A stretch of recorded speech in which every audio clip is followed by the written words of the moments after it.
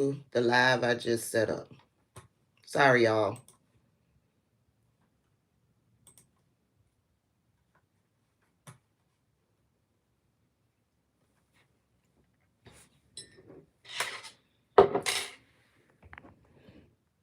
And while they're doing that, be patient with me, TikTok. Be patient with me, TikTok. Let me make another cup of coffee.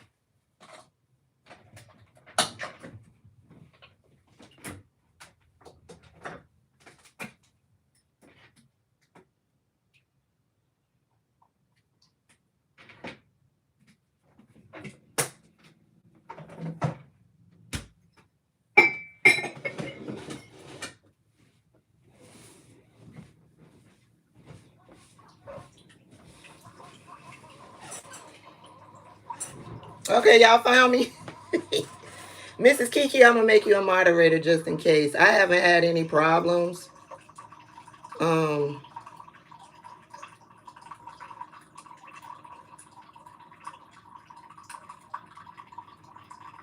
here on YouTube, but just in case.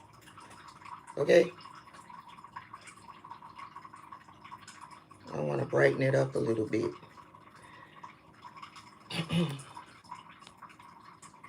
Day to day, you got that right. Baby, when they talk about other people suffering from Trump derangement syndrome, baby, it is them that suffers from Trump derangement syndrome.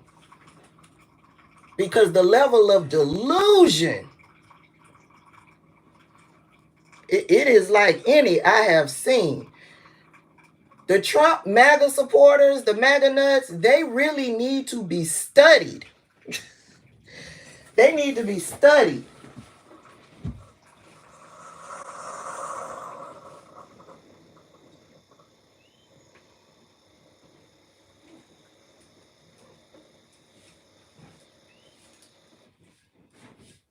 Okay, we on cup 2.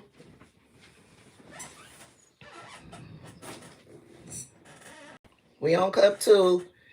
And are we ready? We're ready. Let's hit the play button.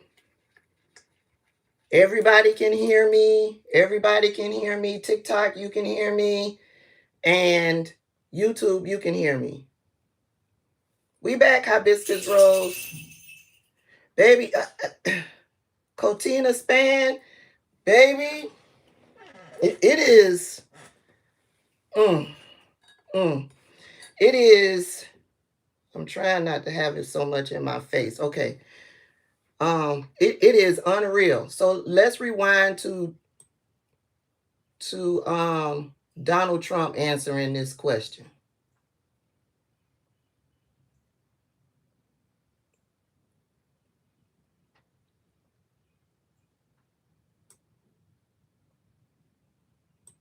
Around the kitchen table, and that's what we're going to get done. Thank you, President Trump. We had the greatest economy in the history of our country.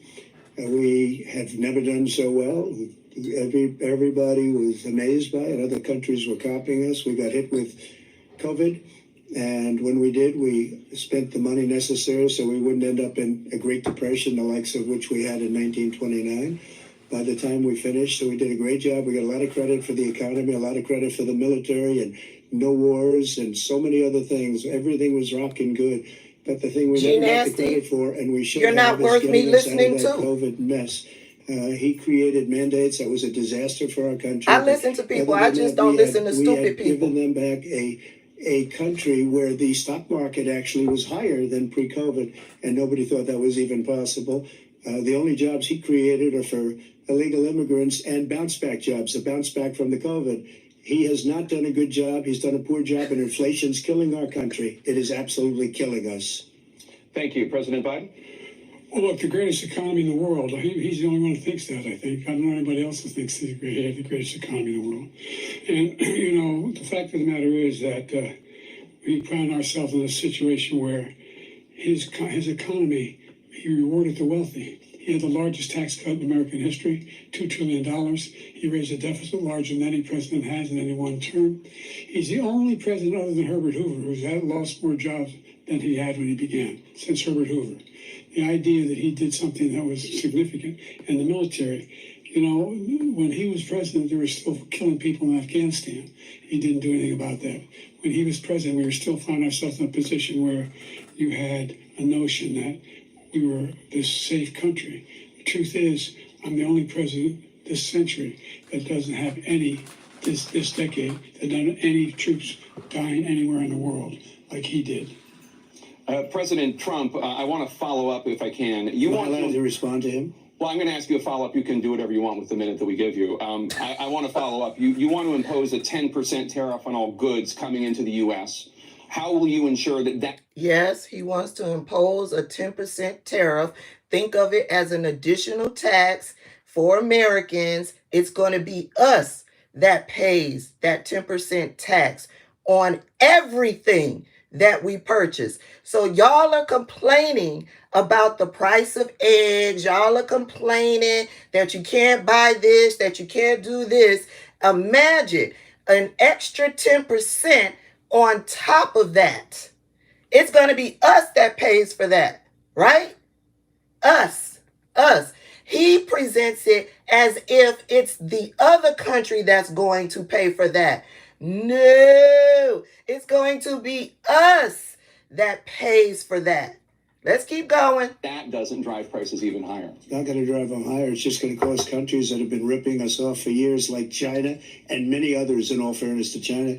It's going to just force them to pay us a lot of money, reduce our deficit tremendously, and give us a lot of power for other things. But he made a statement. The only thing he was right about is I gave you the largest tax cut in history. I also gave you the largest regulation cut. If you don't know how I roll over here, if it moves me to speak, if the lie moves me to speak, I will speak. The largest tax cut in history. Here is how it went broken down. Hold on. When I see you, you gotta go. When I see you, you gotta go. Here is how the largest tax cut in history went. The millionaires and billionaires at the top, they got the biggest tax cuts. And their tax cuts were good through to this year. It ends in 2024. So that's why a lot of these corporations want Donald Trump back in, because they know he will then extend it.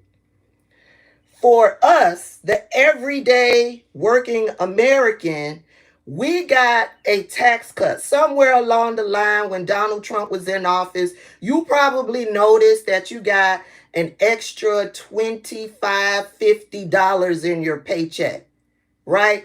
That ended. That's already ended. So all of the people who are now filing their taxes, and they're like, what the fuck? I'm paying more money. I'm ended up owing the government. My tax refund isn't as big as it was. This is why.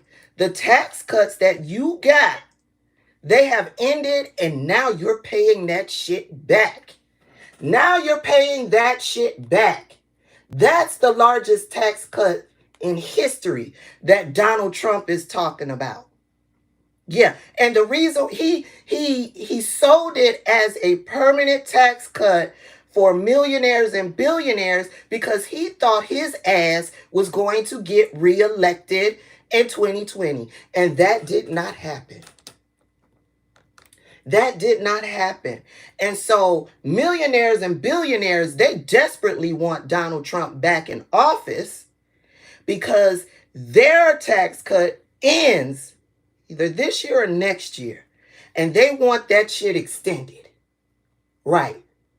Right. You, however, yeah, your tax cuts ended and now you're paying for that shit. You never really got a tax cut. You got maybe a tax break and now you're paying for it.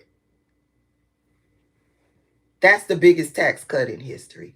I called it when I was talking about it as it was happening and explaining what it was back when he passed it. Because some of y'all don't know, I've been talking politics for years. I've been breaking this shit down for years. Some of y'all don't know that. Some of y'all think I really don't know what I'm talking about when I actually do. When I was talking about it, I called it the tax scam bill. My people over on YouTube probably remember more of me calling it the tax scam bill with Paul Ryan. Y'all remember that? Yeah, y'all remember that. Let's hit play. In history, that's why we had all the jobs. And the jobs went down and then they bounced back, and he's taking credit for bounce back jobs. You can't do that. He also said he inherited 9% inflation. Now, he inherited almost no inflation, and it stayed that way for 14 months, and then it blew up under his...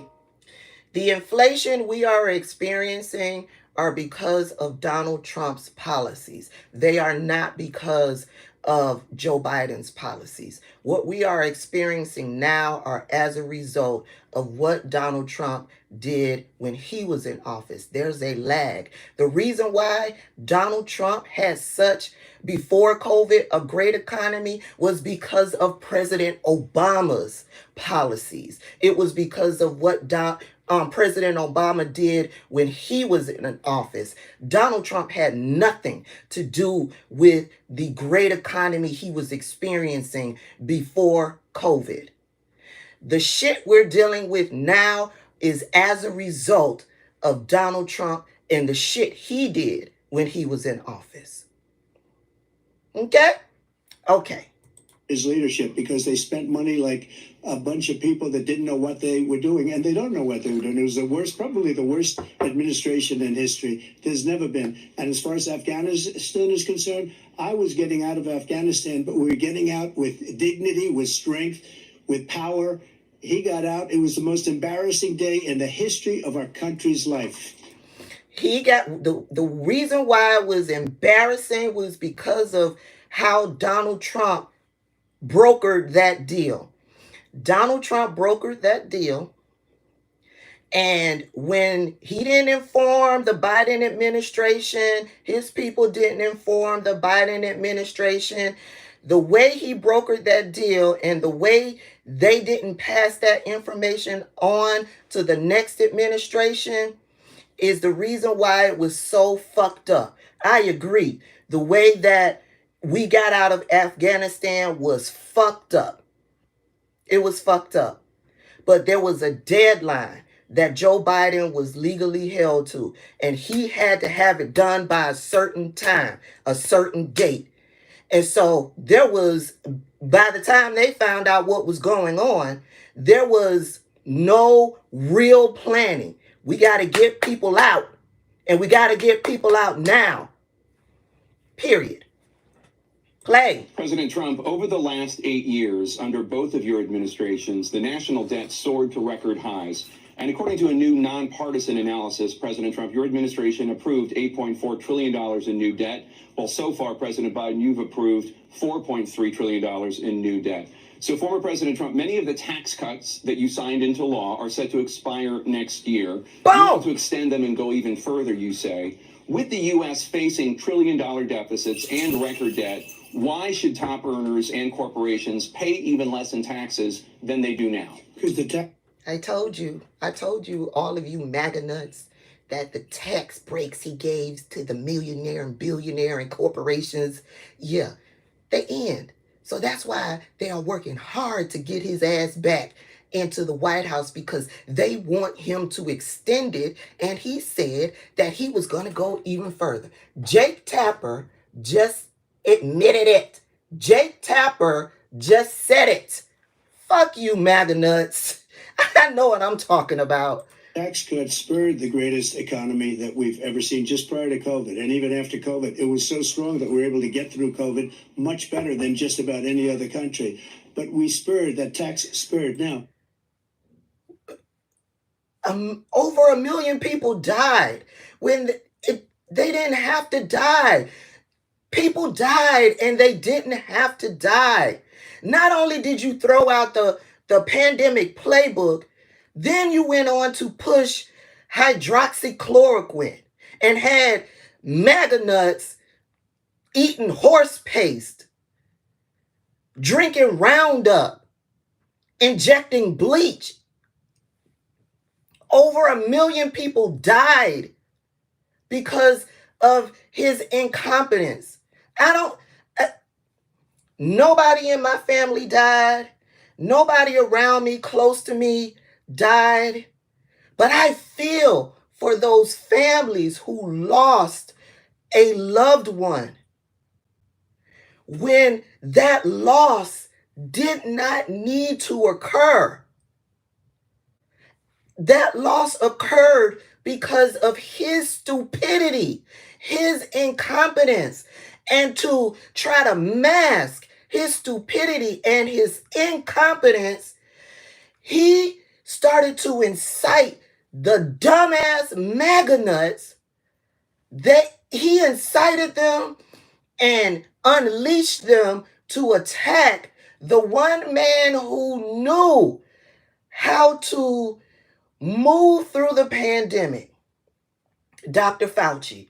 The man has retired, gone on with his life, and they are still using this man to make this incompetent fool look good.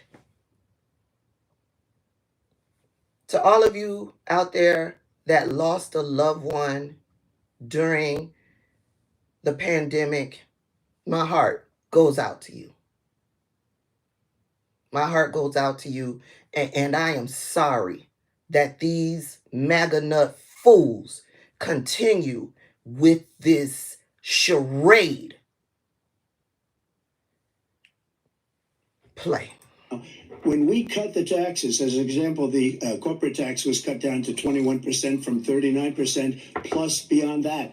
We took in more revenue with much less tax, and companies were bringing back trillions of dollars back into our country. The country was going like never before, and we were ready to start paying down debt. We were ready to start using the liquid gold right under our feet, the oil and gas right under our feet. We were going to have something that nobody else has had. We got hit with COVID. We did a lot to fix it. I gave him an unbelievable situation with all of the therapeutics and all of the things that we came up with. We gave him something great. Remember, more people died under his administration, even though we had largely fixed it. More people died under his administration than our administration, and we were right in the middle of it, something which a lot of people don't like to talk about. But he had far more people dying in his administration. He did the mandate, which is a disaster, mandating it. The vaccine went out. He did a mandate on the vaccine, which is the thing that people most objected to about the vaccine. And he did a very poor job, just a very poor job. And I will tell you, not only poor there, but throughout the entire world, we're no longer respected as a country. They don't respect our leadership. They don't respect the United States anymore. We're like a third world nation between weaponization of his election, trying to go after his political opponent. All of the things he's done, we've become like a third world nation. And it's a shame. The damage he's done to our country. And I'd love to ask him, and will, why he allowed millions of people to come in here from prisons, jails, and mental institutions to come into our country and destroy our country. President Trump, we will get to immigration later in this block. President Biden, I want to give you an opportunity to respond to this question about the national debt. He had the largest national debt of any president in a 4-year period, number one. Number two, that $2 trillion tax cut benefited the very wealthy. What I'm going to do is fix the tax system. For example, we have 1,000 trillionaires in America. Billionaires in America. And what's happening? They're in a situation where they, in fact, pay 8.2% in taxes. If they just paid 24%, 25%, either one of those numbers, they've raised $500 million, billion dollars, I should say, in a 10-year period. We'd be able to wipe out his debt. We'd be able to help make sure that all those things we need to do, child care, elder care, making sure that we continue to strengthen our healthcare system, making sure that we're able to make every single solitary person. I want to say that I just don't notice the MAGA nuts over here in TikTok. I notice the ones that are going for Democrats and how comical they are in the chat. Somebody just type facts over felons, which is absolutely right. Donald Trump is a convicted felon.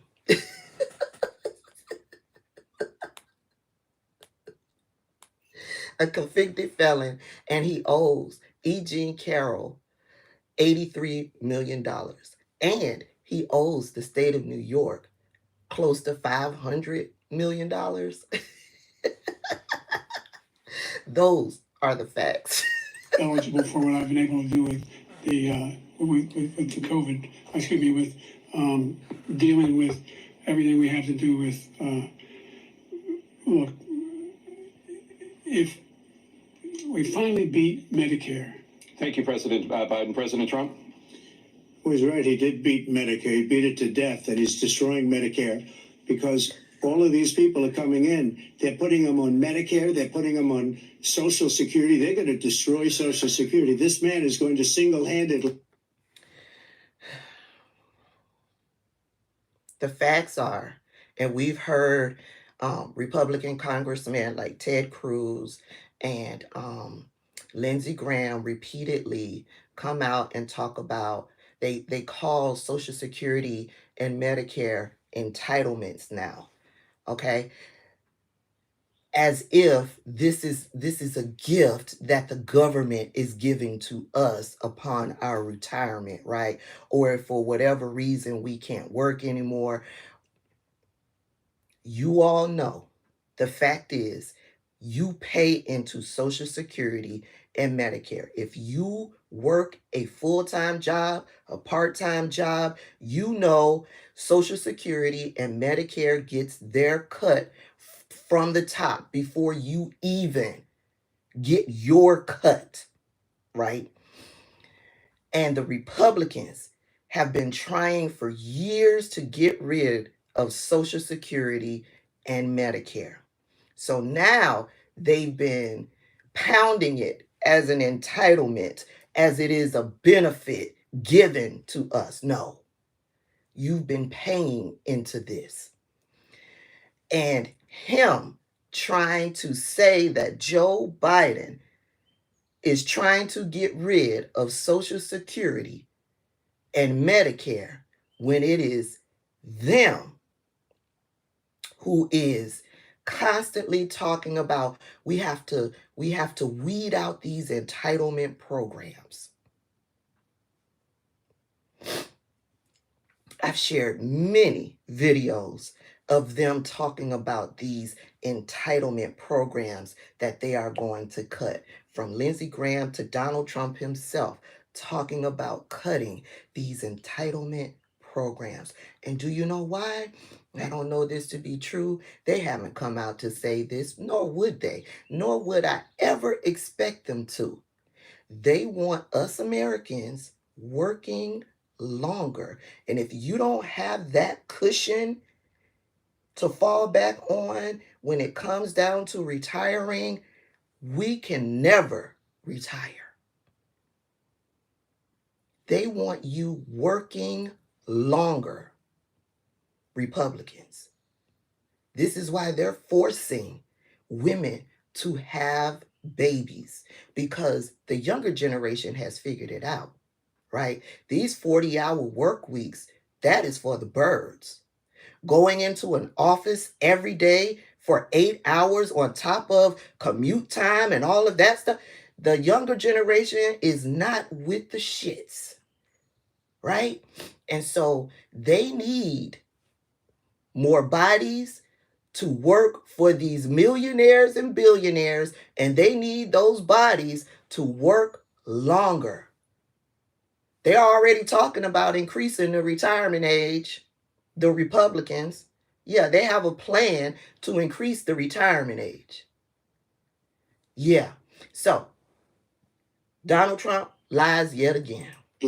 destroy Social Security. These millions and millions of people coming in, they're trying to put them on Social Security. He will wipe out Social Security. He will wipe out Medicare. So he was right in the way he finished that sentence. And it's a shame. What's happened to our country in the last 4 years is not to be believed. Foreign countries, I'm friends with a lot of people, they cannot believe what happened to the United States of America. We're no longer respected. They don't like us. We give them everything they want, and they think we're stupid. They think we're very stupid people. What we're doing for other countries, and they do nothing for us. What this man has done Yes, they did, Yvette. is absolutely criminal. Thank you, President Trump. Dana?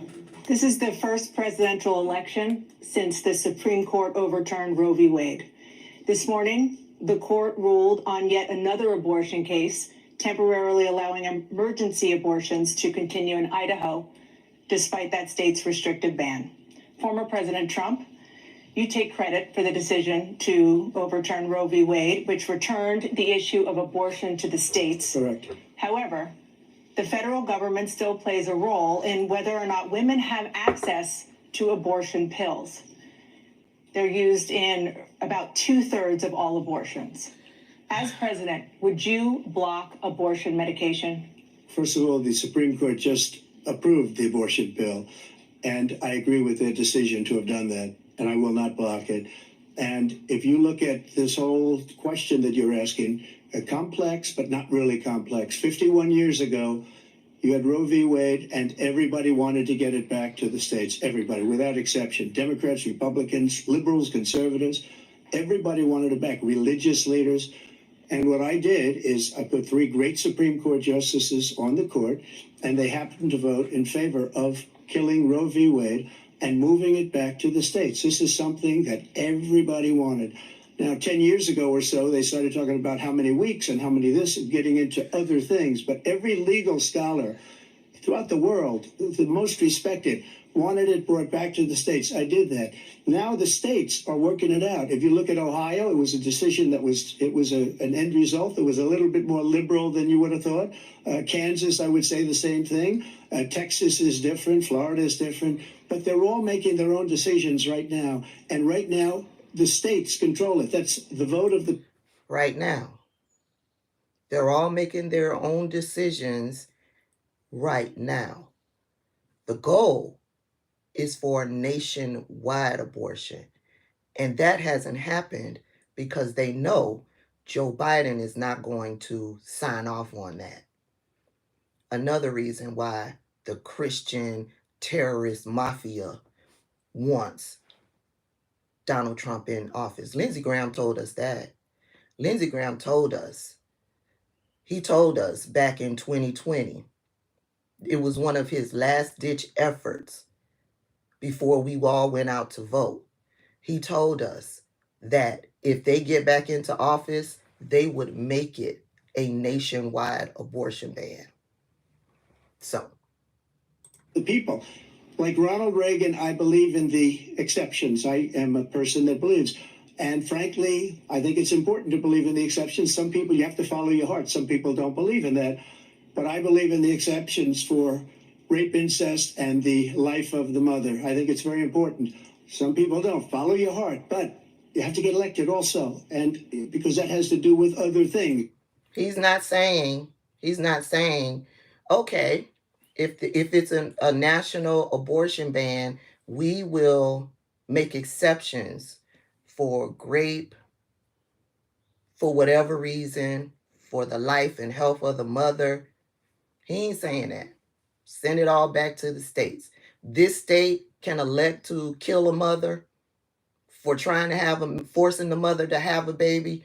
In this state, you don't have to. Now, mind you, these states, these red states, are trying to put in laws to prevent this mother who will possibly die if she has this baby. They're trying to stop that mother from being able to travel over to this state that says it's okay. Okay? You got to get elected. The problem they have is they're radical because they will take the life of a child in the 8th month, the 9th month, and even after birth. After birth. If After you look birth. at the former governor of Virginia. Abortion after birth. Abortion after birth is murder. Murder is against the law. There is no such thing as abortion in the 8th or 9th month. There is no such thing. They keep pushing this. There is no such thing as abortion in the 8th or 9th month. That's murder. If the baby is not alive in the 8th or 9th month, the baby is not alive. That has nothing to do with an abortion. 8th or 9th month. After birth, listen to me, after birth, the baby is born. And he's saying that women have abortions after birth. After birth.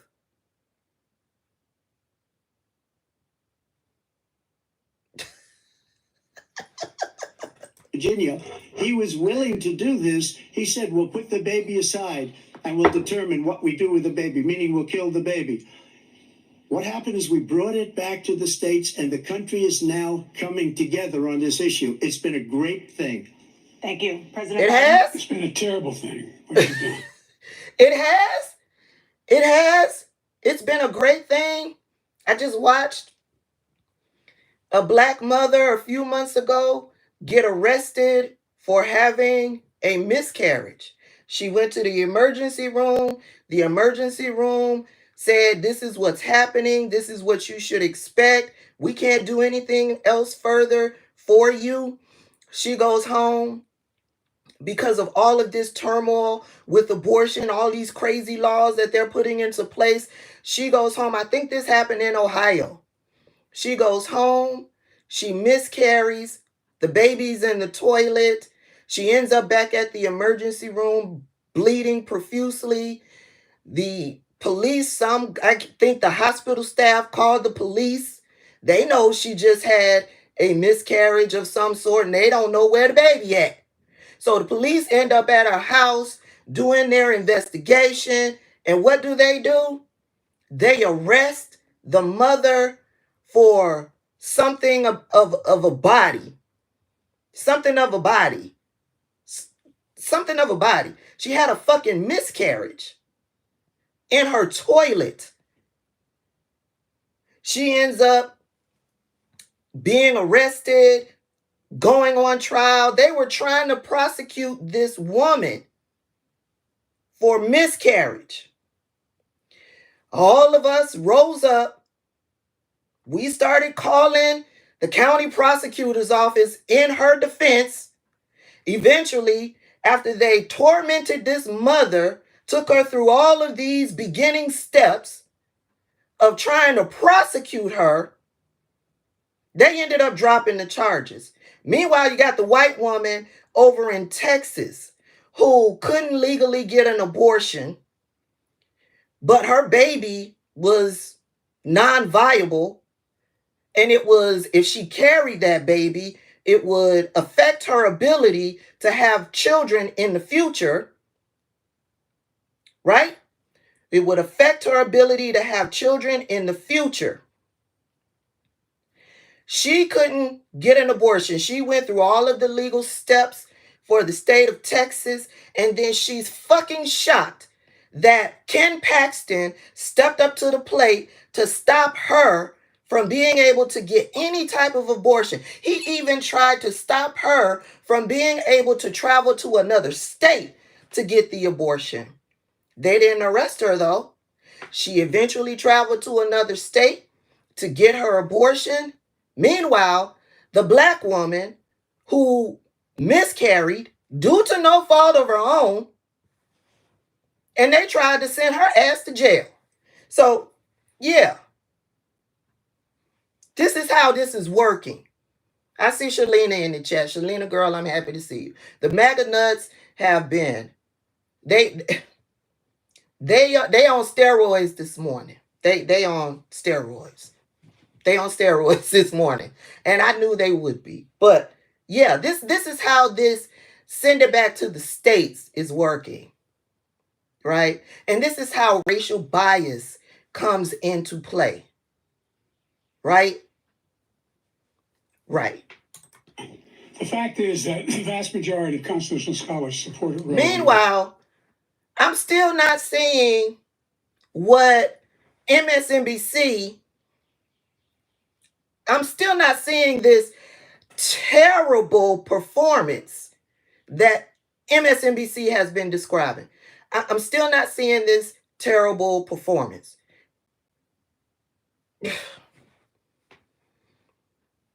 I don't expect to see him doing cartwheels on the stage. I don't expect to see him being rude and obnoxious and attempting to speak over Donald Trump when he knows that his mic is going to be shut off. I don't expect to see Joe Biden going tit for tat. They actually said that this man didn't rebut any of the lies that Donald Trump spewed, when I'm actually seeing this man refute some of the lies. Do we need to spend all of our time refuting Donald Trump's lies when we know all he does is lie? Or do we need to use our time to talk about the things that we have done since we've been in office and talk about the things that we plan to do should we win in 2024? Okay. Decided. Supporter. Yes, Katina, they are. And I'm like, I'm just not seeing what we're 15, 20 minutes in. I'm just not seeing why everybody is in panic mode. Did he just have a stuttering thing? Yes, but we all know that Joe Biden has a speech impediment. I expect to see this. I expect to see him stutter. I expect to see him have to take his time to respond. I expect to see that. Okay, let me hit play. It's just ridiculous. And this is the guy who says the state should be able to have it. We're in a state where in 6 weeks, you don't even know whether you're pregnant or not, but you cannot. I agree, they're old. And have him decide on what your circumstances are, whether you need help. The idea that states are able to do this is a little like saying we're going to turn civil rights back to the states. Let each state have a different rule. Look, there's so many young women who have been, including a young woman who just was murdered, and he went to the funeral. The idea that she was murdered by an immigrant coming in, they talk about that. But here's the deal: there's a lot of young women who are being raped by their in-laws, by their spouses, brothers and sisters, it's just ridiculous, and they can do nothing about it. And they try to arrest them when they cross state lines. Thank you. There have been many young women murdered by the same people he allows to come across our border. We have a border that's the most dangerous place. Mind you, Congress just put together a bipartisan bill, meaning that Republicans and Democrats work together on a border bill. Democrats gave Republicans everything they wanted in this bill. He instructed them to drop it. Why? Because he wanted something to run on. So how important, how much of an emergency are the issues down at the border? When he said, no, don't pass that border bill, I need something to run on. Okay. Anywhere in the world, considered the most dangerous place anywhere in the world. And he opened it up, and these killers are coming into our country, and they are raping and killing women. And it's a terrible thing. As far as the abortion is concerned, it is now back with the states. The states are voting. In many cases, it's frankly a very liberal decision. In many cases, it's the opposite. But they're voting, and it's bringing it back to the vote of the people, which is what everybody wanted, including the founders, if they knew about this issue. Who is everybody? They didn't, but they would have. Who is everybody? Who is everybody? Because the majority of Americans want want to have the ability to have an abortion. So who is everybody who wanted it to go back to the states? Are you listening to the American people? So who is everybody who wanted this to happen? Who is everybody? Wanted it brought back. He wasn't able to get it. Everybody wanted it brought back, and many presidents had tried to get it back. I was the one to do it. And again, this gives it the vote of the people, and that's where they wanted it. Every legal scholar wanted it that way. Staying on the topic of abortion, President Biden, 7 states, I'll let you do that. This is the same topic. 7 states have no legal restrictions on how far into a pregnancy a woman can obtain an abortion. Do you support any legal limits on how late a woman should be able to terminate a pregnancy? I support Roe v. Wade, which had 3 trimesters. The first time is between the woman and the doctor. Second time is between the doctor and an extreme situation. The third time is between the doctor, between the woman and the state. The idea that the politicians, that the founders wanted the politicians to be the ones making decisions about women's health is ridiculous. That's the last. No politician should be making that decision. A doctor should be making those decisions. That's how it should be run. That's what you're going to do. And if I'm elected, I'm going to restore Roe v. Wade. The look on Trump's face. He can take the life of the baby in the 9th month and even after birth, because some states, Democrat run, take it after birth. Again, the former governor of Virginia, put the baby down, then we decide what Yes, to do with I it. see, So Manny. he's willing to, my as we say, mind was like, why are they asking him this kill question? the baby. Nobody wants that to happen, Democrat or Republican. Nobody wants it to happen. That is simply not true. The Roe v. Wade does not provide for that. That's not the circumstance. Only if a woman's life is in danger, she's going to die. That's the only circumstance in which that can happen. But we are not for late-term abortion, period. Period, period. Under Roe v. Wade, you have late-term abortion. You can do whatever you want, depending on the state. You can do whatever That's you a want. lie. We don't think that's a good thing. We think That's it's a a lie. radical thing. We Let me think the put on Democrats my are the radicals. let me put on my former worked in healthcare hat. I can't remember when the cut. I want to say it was the 4th month, 24 weeks. If you were attempting to have an abortion, that was not allowed unless the baby was affecting the life of the mother. That has always been in place. Always been in place. Always been in place. You could not get a legal abortion past 4 months, 24 weeks, unless the baby was non-viable or having that baby was going to affect the life of the mother. And in most cases, they would first attempt to deliver the baby. They would first attempt to deliver the baby, meaning that they would try to save the baby's life. The baby would live in an incubator. They would do all necessary to make sure this baby lived. Now, that's from when I worked in healthcare, in administration, because I had to approve those referrals. When a obstetrician was requesting an abortion past 24 weeks, they would, for the health insurance company that I worked for, they would send a referral to me, and they had to tell me why they were requesting this. And if the baby could be born and the hospital could do whatever it was necessary to save this baby, that was the first route that they took. There were other mitigating circumstances like, no, we got to do this and we got to do this now because we have to save the life of the mother. That's totally different.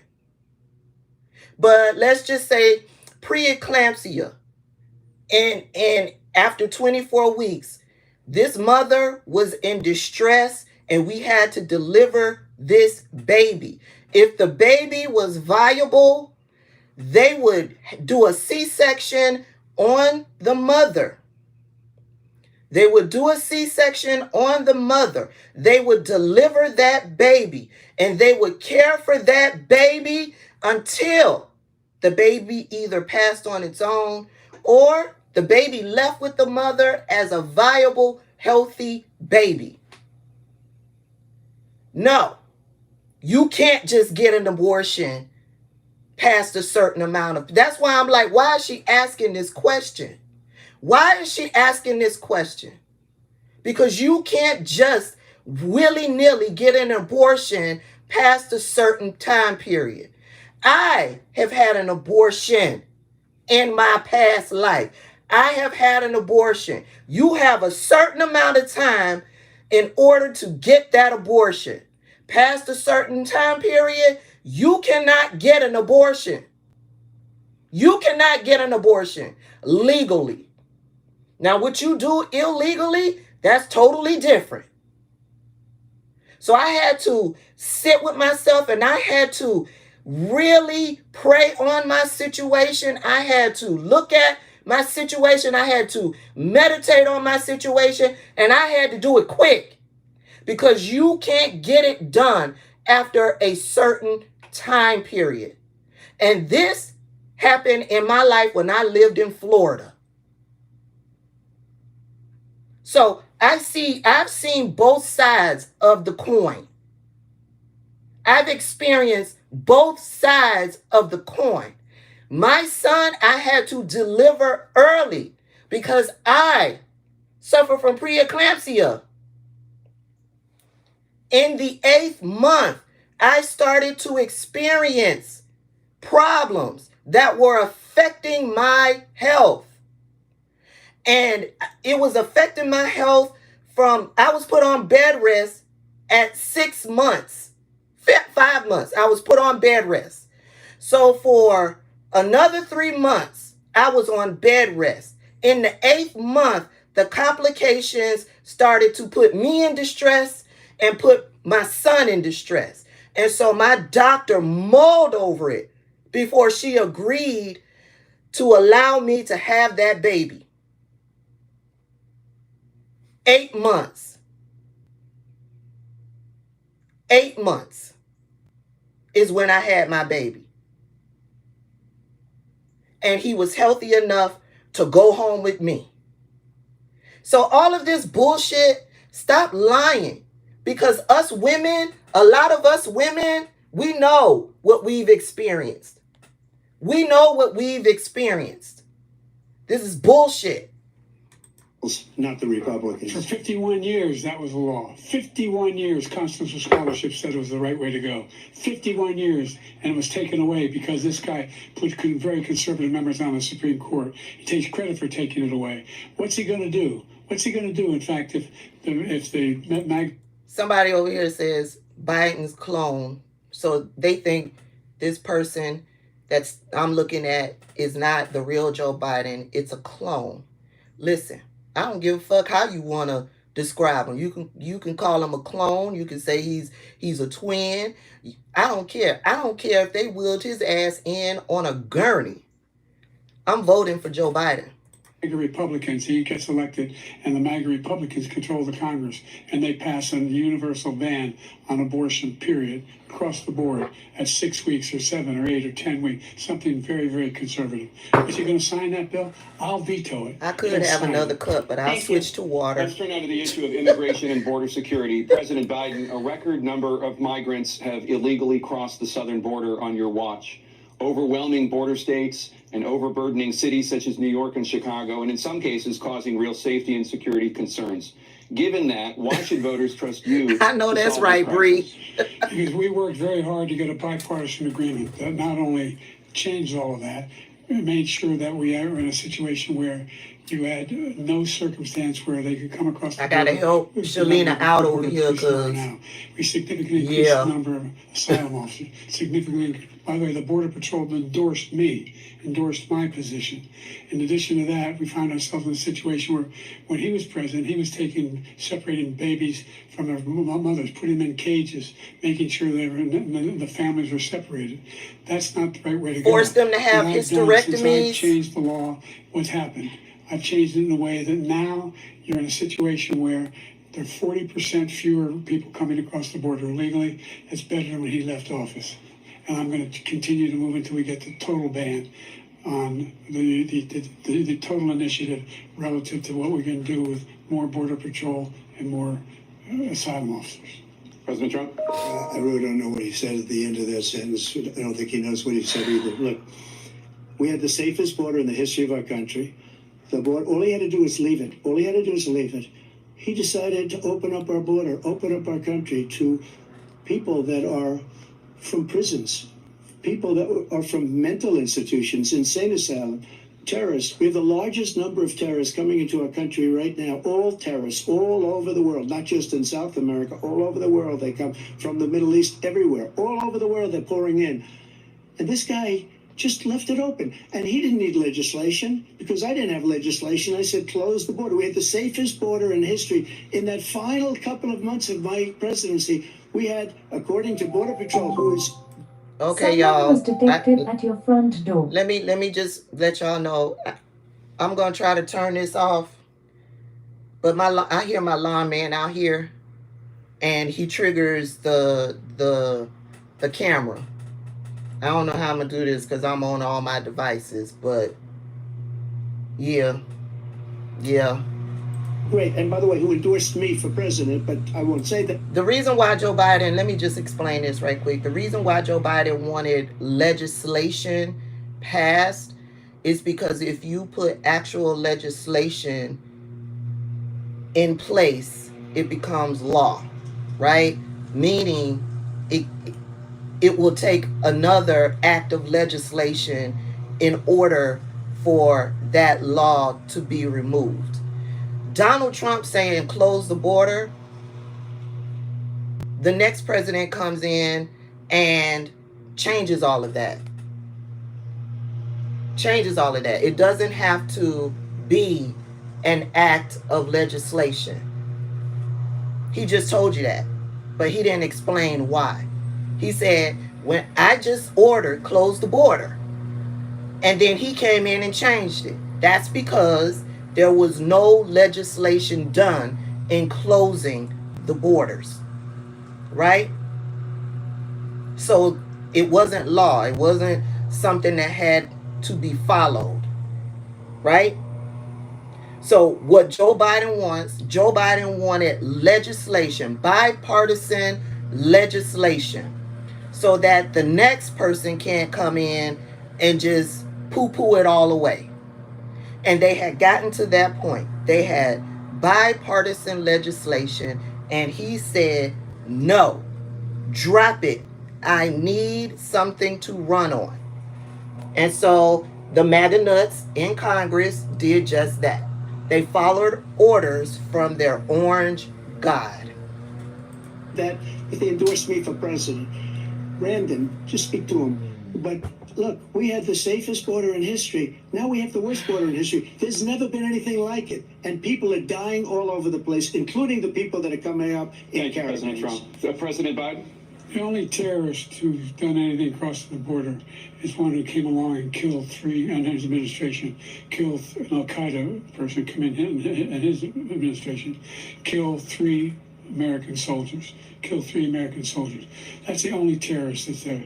I'm not saying that no terrorist ever got through, but the idea they're emptying their prisons, we're welcoming these people, that's simply not true. There's no data to support what he said. Once again, he's exaggerating, he's lying.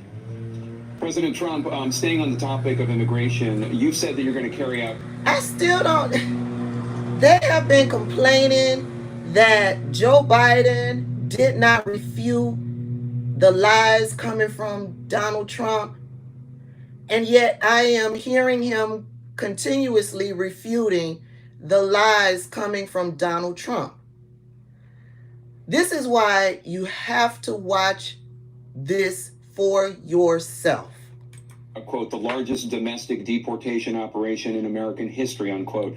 Does that mean that you will deport every undocumented immigrant in America, including those who have jobs, including those whose spouses are citizens, and including those who have lived here for decades? And if so, how will you do it? Just 1 second. He said we killed 3 people. The people we killed are al-Baghdadi and Soleimani, the 2 greatest terrorists, biggest terrorists anywhere in the world. And it had a huge impact on everything, not just border, on everything. Now, I agree with them. He's the one that I agree. I agree with everybody who's saying that Joe Biden had this blank stare on his face, because he does. He looks like he's not there, but he's an old man and he's intently listening to what Donald Trump is saying.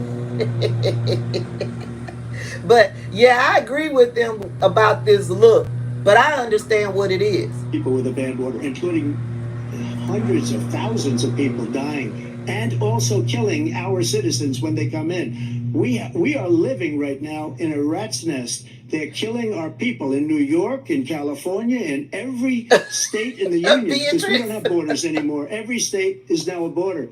And because of his ridiculous, insane, and very stupid policies, people are coming in and they're killing our citizens at a level that we've never seen. Yeah, someone just said that the White House said that Joe Biden has a terrible cold. I heard it was a terrible cold, but somebody says that it's the flu. Yeah, I mentioned that when we first started. We call it migrant crime. I call it Biden migrant crime. They're killing our citizens at a level that we've never seen before. And you're reading it like these 3 incredible young girls over the last few days. Peace, baby. I just spoke to the mother, and they just had the funeral for this girl, 12 years old. This is horrible. This is the funeral where the people asked Donald Trump not to attend, and then he showed up anyway, and then he tried to use them, and they had to come out in the midst of their grief to dispel his lies and using their loved ones for his political talking points. Okay. What's taken place? What's taken place in our country, we're literally an uncivilized country now. He doesn't want it to be. He just doesn't know. We are an uncivilized country because of all of you MAGA nuts.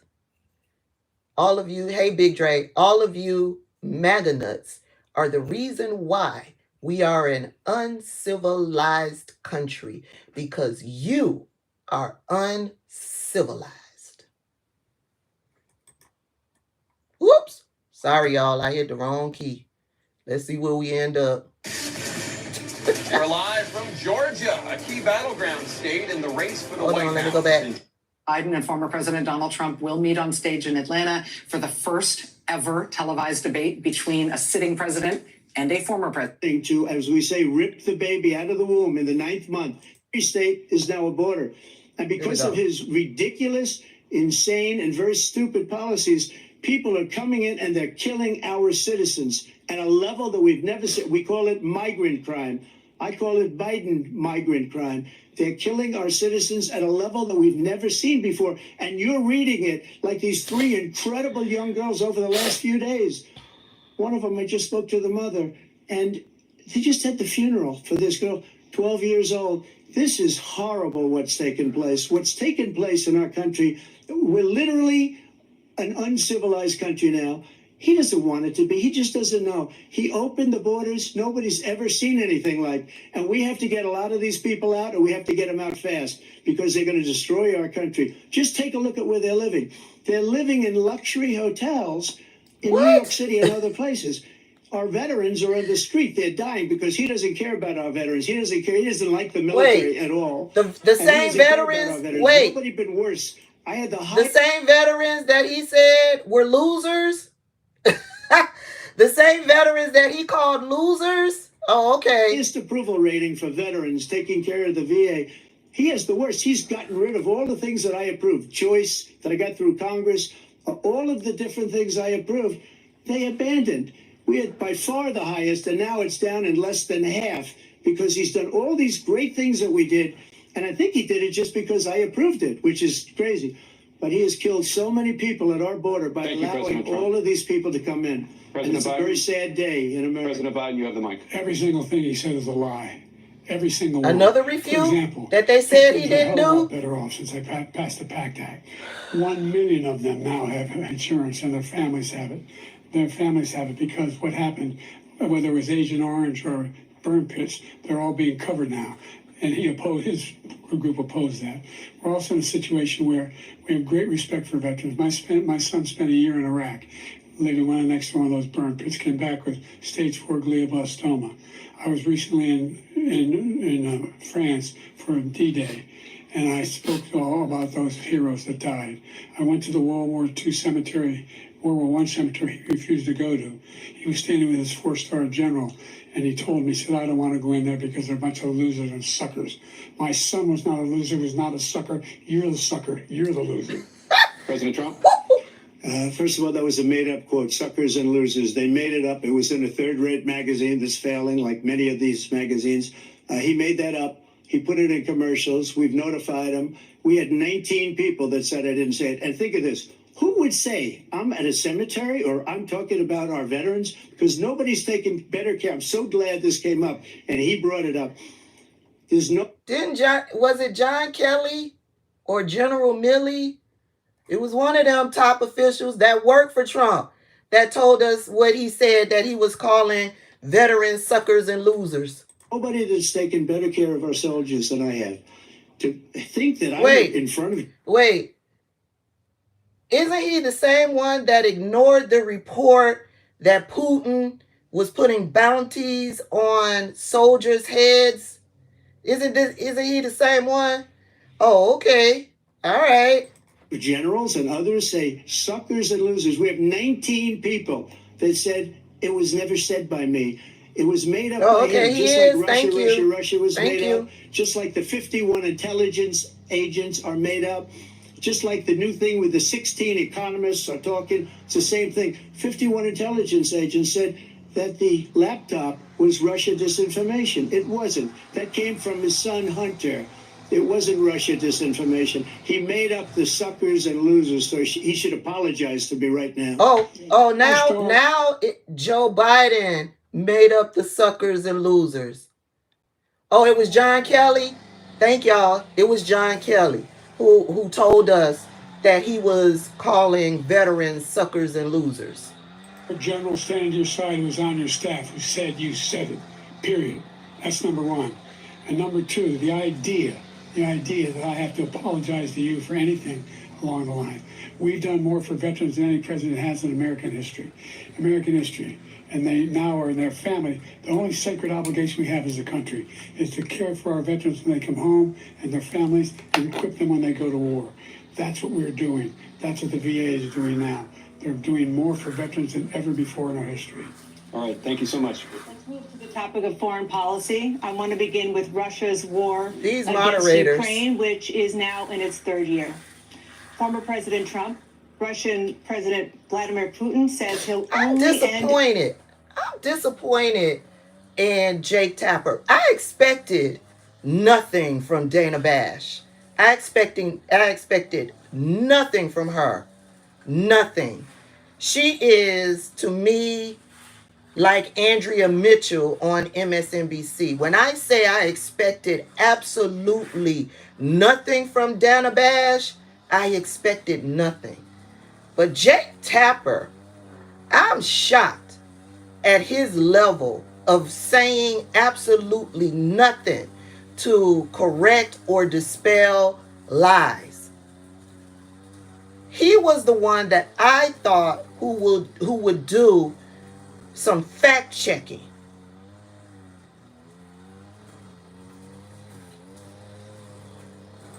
This war, if Russia keeps the Ukrainian territory it has already claimed, and Ukraine abandons its bid to join NATO. Are Putin's terms acceptable to you? First of all, somebody over here says Jake Tapper wasn't debating, Joe Biden was. Jake Tapper is a journalist. This debate is being done on a news media site. One of the biggest responsibilities of news media is to report the truth. I expect a news journalist who signs an ethics clause to bring truth to the American people. I expect for them to bring truth to the American people. They've done it in the past at debates. They've done some fact checking during the debates. For neither one of them to do any type of fact checking during this debate, I am shocked. Like I said at Jake Tapper, Dana Bash, it's watching her is like watching paint dry. This is expected of her. Veterans and our soldiers can't stand this guy. They can't stand him. They think he's the worst commander-in-chief, if that's what you call him, that we've ever had. They can't stand him. So let's get that straight. And they like me more than just about any of them. And that's based on every single I beg to differ. There's a veteran in my chat right now that says he ain't voting for you. The president that knew he ain't voting for you. By Putin. He would have never. There's a veteran sounding off in my chat now. He says he ain't voting for you. They talk about numbers. You can double those numbers, maybe triple those numbers. He did nothing to stop it. In fact, I think he encouraged Russia from going in. I'll tell you what happened. He was so bad with Afghanistan. It was such a horrible embarrassment, most embarrassing moment. Any veterans over here that when Putin who like Trump and is voting for Trump, that he should have fired those over here on YouTube, because they sounding off over here. No love lost, but he should have fired those generals. No general got fired for the most embarrassing moment in the history of our country, Afghanistan, where we left billions of dollars behind. We lost 13 beautiful soldiers, and 38 soldiers were obliterated. And by the way, we left people behind too. We left American citizens behind. When Putin saw that, he said, you know what? I think we're going to go in and maybe take this was his dream. I talked to him about it, his dream. The difference is he never would have invaded Ukraine. Never. Just like Israel would have never been invaded in a million years by Hamas. You know why? Because Iran was broke with me. I wouldn't let anybody do business with them. They ran out of money. They were broke. They had no money for Hamas. They had no money for anything. No money for terror. That's why you had no terror at all during my administration. This place, the whole world is blowing up under him. Oh, okay. President Biden? I've never heard so much malarkey in my whole life. Look, the fact of the matter is that we're in a situation where, let's take the last point first. Iran attacked American troops, caused brain damage for a Bree number of says these she's a troops. veteran. She And would he did never nothing about vote it. Trump. Not when he was president. They attacked. He said they're just having headaches. That's all it is. He didn't do a thing when the attack took place, number one. Number two, we got over 100,000 Americans and others out of Afghanistan during that airlift. Number three, we found ourselves in a situation where, if you take a look at what Trump did in Ukraine, this guy told Trump, do whatever you want, and do whatever you want. And that's exactly what Trump did to Putin, encourage him, do whatever you want. And he went in. And listen to what he said when he went in. He was going to take Kyiv in 5 days, remember? Because it's part of the old Soviet Union. That's what he wanted to reestablish, Kyiv. And he, in fact, didn't do it at all. He wasn't able to get it done. And they've lost thousands and thousands of troops, 500,000 troops. President Trump, I I'm going never to come back said to you that. for 1 minute. I just want to go back to my original question, which is, are Putin's terms acceptable to you? Keeping the territory in Ukraine? No, they're not acceptable. But look, this is a war that never should have started. If we had a leader in this war, he led everybody along. He's given $200 billion now or more to Ukraine. He's given $200 billion. That's a lot of money. I don't think there's ever been anything like it. Every time that Zelensky comes to this country, he walks away with $60 billion. He's the greatest salesman ever. And I'm not knocking him. I'm not knocking anything. I'm only saying the money that we're spending on this war. And we shouldn't be spending, it should have never happened. I will have that war settled between Putin and Zelensky as president-elect before I take office on January 20th. I'll have that war settled. People being killed so needlessly, so stupidly, and I will get it settled, and I'll get it settled fast before I take office. President Biden, you have a minute. The fact is that Putin is a war criminal. He's killed thousands and thousands of people. And he has made one thing clear. He wants to reestablish what was part of the Soviet Empire, not just a piece. He wants all of Ukraine. That's what he wants. And then you think he'll stop there? Do you think he'll stop when if he takes Ukraine? What do you think happens to Poland? What do you think of Belarus? What do you think happens to those NATO countries? And so if you want a war, you ought to find out what he's going to do, because if in fact he does what he says and walks away, by the way, all that money we give Ukraine and from weapons we make here in the United States, we give them the weapons, not the money at this point. And our NATO allies have produced as much funding for Ukraine as we have. That's why we're strong. Thank you. Moving on to the Middle East. In October, Hamas attacked Israel, killing more than 1,000 people and taking hundreds of hostages. Among those held and thought to still be alive are 5 Americans. Israel's response has killed thousands of Palestinians and created a humanitarian crisis in Gaza. President Biden, you've put forward a proposal to resolve this conflict, but so far Hamas has not released the remaining hostages, and Israel is continuing its military offensive in Gaza. So what additional leverage will you use to get Hamas and Israel to end the war? You have 2 minutes. Number one, everyone from the United Nothing he says Nations will- Security Council straight through to the G7 to the Israelis and Netanyahu himself have endorsed the plan I put forward. Which has 3 stages. There is nothing Joe The first Biden can stage do. is trade the hostages for a ceasefire. Second phase is a ceasefire with additional All that conditions. Joe Biden The has third done is phase about all he can do the is make a end of the war. recommendation. The only one It's who wants up the war to continue is Hamas. Netanyahu to We don't decide if understand he that. wants to We're still end pushing hard his to genocide. get them to accept. In the meantime, Joe Biden can't tell another country what to The only do. thing I've denied Israel was 2,000-pound bombs. They don't work very well in populated areas. They kill a lot of innocent people. We're providing Israel with all the weapons they need and when they need them. And by the way, I'm the guy that organized the world against Iran when they had a full-blown intercontinental Hey girl, ballistic missile let me see attack if you got on Israel. moderator status. No Hold one was on. hurt. No one Israeli was accidentally killed, and it stopped. We saved Israel. Okay, We are there the you biggest go. producer of support for Israel of anyone in the world. And so there are 2 different things. Hamas cannot be allowed to be continued. We continue to send our experts and our intelligence people as to how they can get Hamas like we did bin Laden. You don't have to do it. And by the way, they've been greatly weakened, Hamas. I'm not Greatly listening to weakened, and they should anything be. Joe Biden They should says be with this. eliminated. But you've got to be careful for using certain weapons among population centers. Just going back to Ukraine for 1 second. Why are we going back Ocean to separating us. The why are we European going back to the nations together Ukraine? have spent $100 billion, or maybe more than that, less than us. Why doesn't he call them and say, you got to put up your money like I did with NATO? I got them to put up hundreds of billions of dollars. The Secretary General This lie of NATO again. said Trump did the most incredible job I've ever seen. They wouldn't have any. They were going out of business. We were spending almost 100% of the money was paid by us. He didn't do that.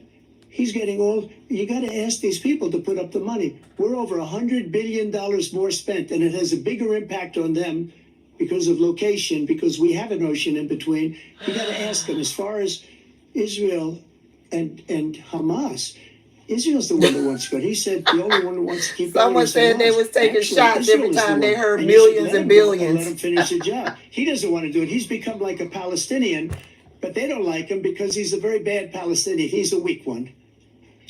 President Biden, you have a minute. I've never heard so much foolishness. This is the guy who wants to get out of NATO. Are you going to stay in NATO? He's going to pull out of NATO. Selena, I'm over here with you, girl. Our strength lies in our alliances as well. It may be a big ocean, but were we ever able to avoid a war in Europe, a major war in Europe? What happens if, in fact, you have Putin continue to go into NATO? We have an Article 5 agreement. Attack on one is attack on all. You want to start the nuclear war he keeps talking about, go ahead. Let Putin go in and control Ukraine and then move on to Poland and other places. See what happens then. He has no idea what the hell he's talking about. And by the way, I got 50 other nations around the world to support Ukraine, including Japan and South Korea, because they understand that this kind of dislocation has a serious threat to the whole world peace. No major war in Europe has ever been able to be contained just to Europe. President Trump, just to follow up, would you support the creation of an independent Palestinian state in order to achieve peace in the region? I'd have to see, but before we do that, the problem we have is that we spend. Did you hear that? All of you people all of you never Biden people, he was just asked if he would support a Palestinian state. His response, I'll have to see. That means no. And we've talked about why I believe that he would never. Now, he has come in repeatedly over the past couple of months and told us that he is in full support of Israel. He is in full support of Israel because I told y'all, Netanyahu, Trump, and Putin, they got plans for Gaza. Jerry told us Gaza is prime beachfront property. And here at the first presidential debate, he did not say, yes, I support a Palestinian state. Joe Biden did. This man said, I'll have to see. So they kill us on trade. I made great trade deals with the European nations. Because if you add them up, they're about the same size economically. Their economy is about the same size as the United States. And they were no cars, they don't want anything that we have. But we're supposed to take their cars, their food, their everything, their agriculture. I changed that. But the big thing I changed is they don't want to pay. And the only reason that he can play games with NATO is because I got them to put up hundreds of billions of dollars. I said, and he's right about this, I said, no, I'm not going to support NATO if you don't pay. They asked me that question, would you guard us against Russia, at a very secret meeting of the 28 states at that time, nations at that time. And they said, no, if you don't pay, I won't do that. And you know what happened?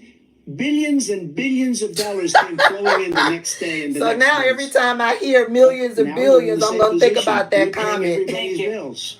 Let's turn to the issue of democracy. Former President Trump, I want to ask you about January 6, 2021. After you rallied your supporters that day, some of them stormed the Capitol to stop the constitutionally mandated counting of electoral votes. As president, you swore an oath to, quote, preserve, protect, and defend, unquote, the Constitution. What do you say to voters who believe that you violated that oath through your actions and inaction on January 6th and worry that you'll do it again? Well, I don't think too many believe that. And let me tell you about January 6th. On January 6th, we had a great border. Nobody coming through, very few. On January 6th, we were energy independent. On January 6th, we had the lowest taxes ever. We had the lowest regulations ever. On January 6th, we were respected all over the world. All over the world, we were respected. And then he comes in, and we're now laughed at. We're like a bunch of stupid people.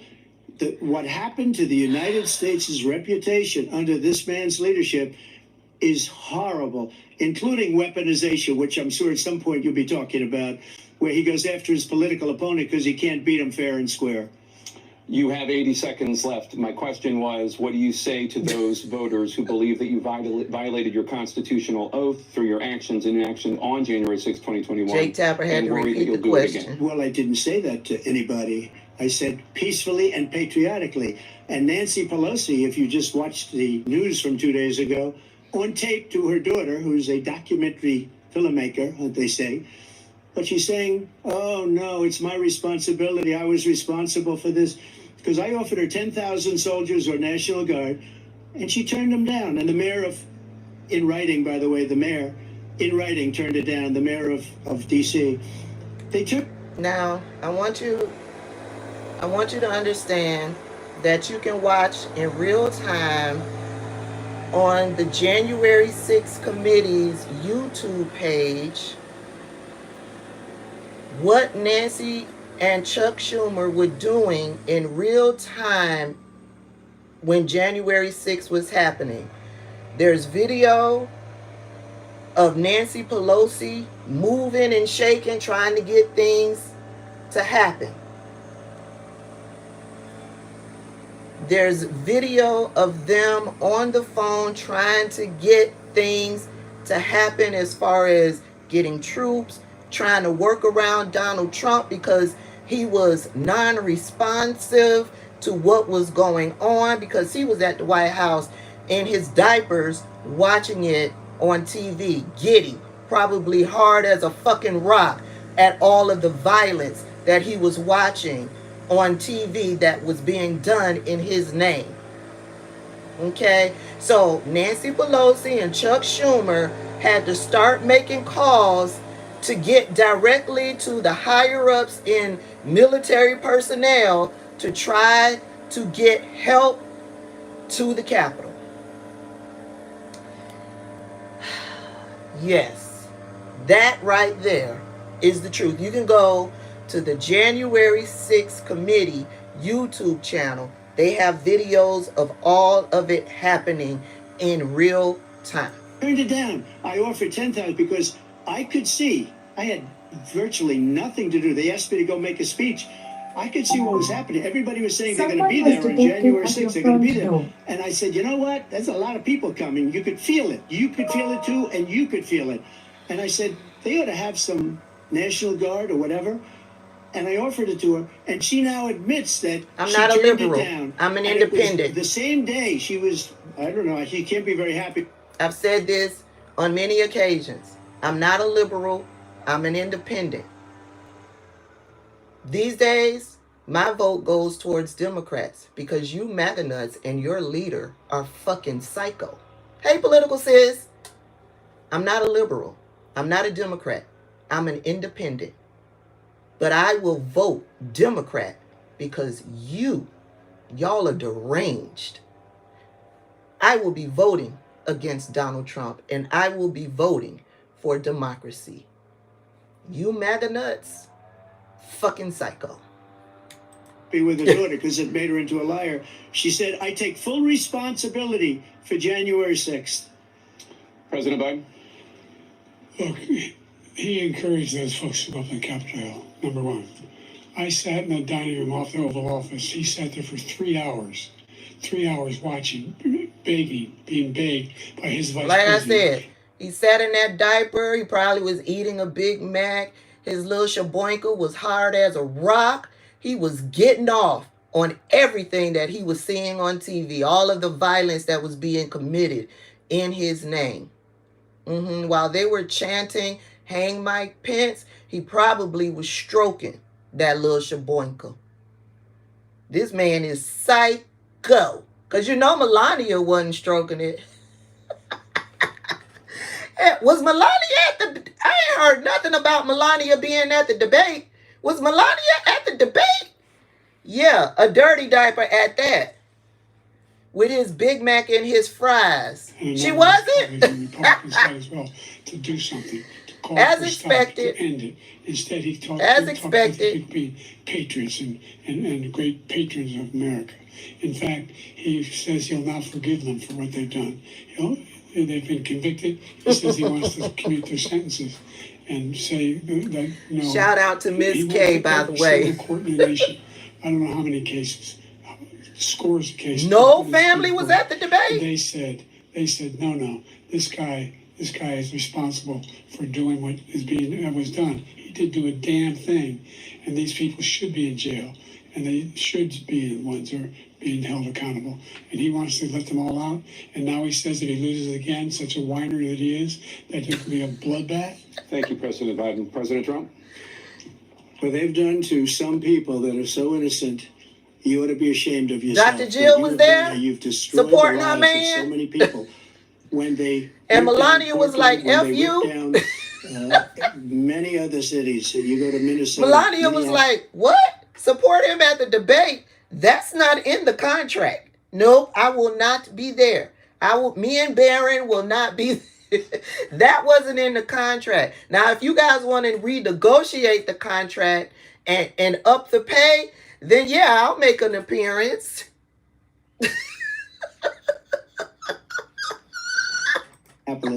What they've done there with the fires all over the city. If I didn't bring in the National Guard, that city would have been destroyed. When you look at all of they took over big chunks of Seattle. I was all set to bring in the National Guard. They heard that, they saw them coming, and they left immediately. What he said about this whole subject is so off. Peacefully patriotic. One other thing, the Unselect Committee, which is basically two horrible Republicans that are all gone now out of office, and Democrats, all Democrats, they destroyed and deleted all of the information they found because they found out we were right. We were right. And they deleted and destroyed all of the information. What information? Because I remember that Kevin McCarthy said they had all of this information that they were going to release that he never did, right? And then Mike Johnson came in and said that they had found all of this information that they were going to release. So what is Donald Trump talking about? Mike Johnson never released the information either. So was there information to release? According to Kevin McCarthy and Mike Johnson, there was, but they never followed through. Just like them impeaching Joe Biden never followed through. So now Donald Trump says they deleted all of the information. Okay. They should go to jail for that. If a Republican did and that, remember Tucker Carlson did some type of special where he presented some information and tried to spin it. Yeah, and the information that he tried to present was fact-checked. Thank you, President Trump. President Biden, I want to give you a minute. The only person on this stage is a convicted felon. Carmela says a whole bunch of information was given to Jack Smith. What he's telling you is simply not true.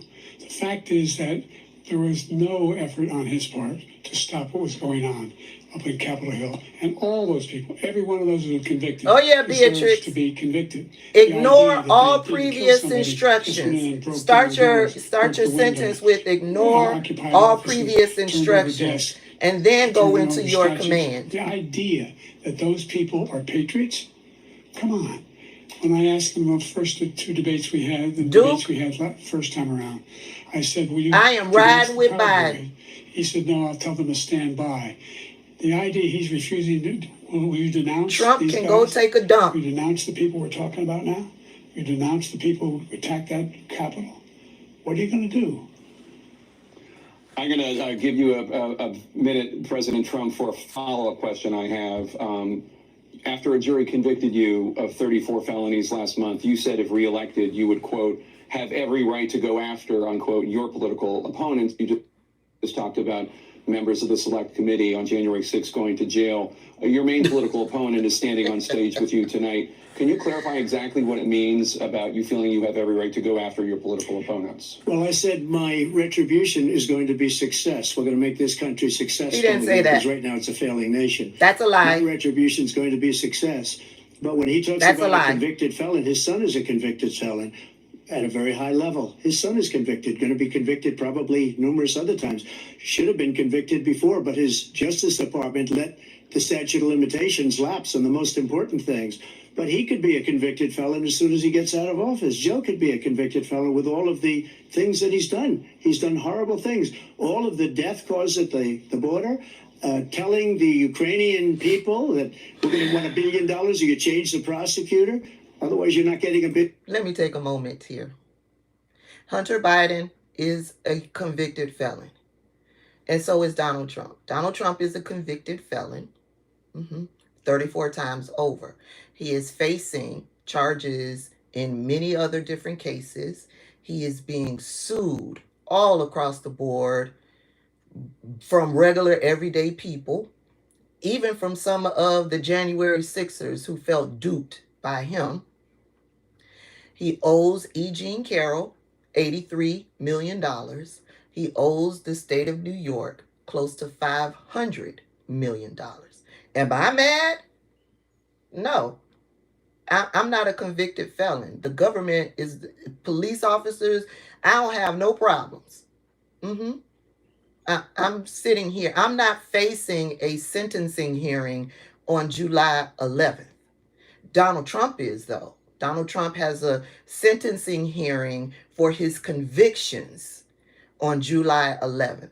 Am I mad? No. Because at the end of the day on July 11th, I'm still going to be a free woman with no convictions. Now, I doubt Trump gets sentenced to jail time. But yeah, I don't have any convictions. So no, I'm not mad. Donald Trump does, though. And he's facing other criminal charges. Other criminal charges. Now, will those cases start before November 5th? I doubt it. I told y'all from jump, don't hang your hat on these criminal charges because he will fight it all the way. The only way to keep Donald Trump out of office is to vote against his ass. That has been my message from day one. I'm still voting Joe Biden, and I will not have to worry about having to see a parole officer. Donald Trump will. I won't have to worry about paying any restitution. Donald Trump will. So when you ask me, am I mad? No, I'm not mad. Are you mad? How many of y'all have no criminal record over here on YouTube and over here on TikTok? How many of y'all have no criminal record? How many of y'all? Y'all can sound off down in the chat. Okay. All right. I see y'all. No criminal record. Donald Trump has a criminal record. Donald Trump owes E. Jean Carroll $83 million.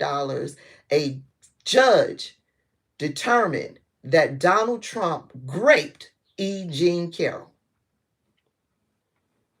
So now he owes her $83 million because even though the judge deemed him a rapist, he still tried to go around and lie on E. Jean Carroll. And she sued him again. First, it was $5 million. He can't keep his lying ass mouth shut. So now it's $83 million. Then he lied on all of his financial documents, lying, inflating an asset, decreasing an asset, all of that to the tune of close to $500 million. Am I angry? No, I don't owe anybody $83 million. I don't owe anybody close to $500 million. $1 billion. If I ever said that, that's quid pro quo. That we're not going to do anything. We're not going to give you $1 billion unless you change your prosecutor having to do with the son. This man is a criminal. This man, you're lucky. You're lucky. I did nothing wrong. We'd have a system that was rigged and disgusting. I did nothing wrong. Thank you, President Trump. President Biden, you have said, I'm coming He right did to you, nothing sir. wrong. You want to respond? Go ahead. I'll give you a minute to respond. The idea that I did anything wrong relative to what you're talking about is outrageous. It's simply a lie, number one. Number two, the idea that you have a right to seek retribution against any American just because you're president is wrong. It's simply wrong. No president's ever spoken like that before. No president in our history has spoken like that before. Number three, the crimes that you are still charged with, and think of all the civil penalties you have. How many billions of dollars do you owe in civil penalties for molesting a woman in public, for doing a whole range of things, of having sex with a porn star on the night while your wife was pregnant? I mean, what are you talking about? You have the morals of an alley cat. Give you a minute, sir. I didn't have sex with a porn star, number one. Number two, that was a case that was started and moved. Stormy Daniels says differently, and she said it wasn't all that it was cracked up to be. They moved a high-ranking official at DOJ into the Manhattan DA's office to start that case. That case is going to be appealed and won. We had a very terrible judge, a horrible judge, Democrat, The prosecutor were all high-ranking Democrats, appointed people, and both the civil and the criminal. He basically went after his political opponent because he thought it was going to damage me. But when the public found out about these cases, because Donald Trump was indicted by the taxpayers of New York City. He was convicted by a jury of his peers. Had nothing to do with Joe Biden. These are state cases. I could even see if these were federal cases, him trying to blame Joe Biden. These are state cases. Joe Biden has nothing to do with that. they understand it better than he does. He has no idea what these cases are. But when they found out about these cases, you know what they did? My poll numbers went up, way up. You know that because you're reporting it. And we took in more money in the last 2 weeks than we've ever taken in the history of any campaign. Now, that is true. He raised a whole bunch of money according to them. He raised a whole bunch of money. And I guarantee you, all of that money he raised will go to pay his lawyers. I don't think any campaign has ever taken hundreds of millions of dollars came pouring in because the public knows it's a scam and it's a guy that's after his political opponent. Hundreds of millions of dollars? No, that's a lie. Even his campaign came out and said it was 50-something million dollars. That is a lie. If they had that type of money, if they had raised that type of money, he would be able to travel around the country to do his campaigning, but he's not able to do that. That's why he's stringing along all of these VP people, these possible VP people. They're doing the traveling for him because his campaign doesn't have the money for it, because what he raises, it goes to his attorneys. Because he can't win fair and square. Thank you, President Trump. President Biden, you have said, quote, Donald Trump and his MAGA Republicans are determined to destroy American democracy. Do you believe that the tens of millions of Americans who are likely to vote for President Trump will be voting against American democracy? The more they know about what he's done, yes. The more they know about what he's done. And there's a lot more coming. He's got a lot of cases down the road coming around. He's got a whole range of issues he has to face. I don't know what the juries will do, but I do know he has a real problem. And so the fact that, could you ever think you heard any president say that I'm going to seek retribution? Did you ever hear any president say right, Bougie Barbie? They want that $4 million from Herschel Walker real bad. And Herschel Walker ain't saying jet, and he ain't giving up jet. Until I saw what happened in Charlottesville, Virginia. People coming out of the woods carrying swastikas on torches, and singing the same anti-Semitic bile they sang when back in Germany. And the young woman got killed. I spoke to the mother, and they asked him. They said, "What do you think of those people? The ones who got killed, the one who tried to stop it, and the ones," he said, "I think they're fine people on both sides." What American president would ever say Nazis coming out of fields carrying torches, singing the same anti-Semitic bile, carrying swastikas were fine people? And this is a guy who says Hitler's done some good things. I'd like to know what they are. The good things Hitler's done, that's what he said. This guy has no sense of American democracy. President Trump. Jake, both of you know that story has been totally wiped out because when you see the sentence, it said 100% exoneration on that. Joe Biden's face. Okay, so yeah, this look on his face that these political commentators on MSNBC have been complaining about, Joe Biden, the look on his face is he's listening intently to what Donald Trump is saying, mixed with confusion at what Donald Trump is saying, mixed in with shock at the lies that Donald Trump is telling. Listen, do not listen to these political commentators. Watch the debate for yourself.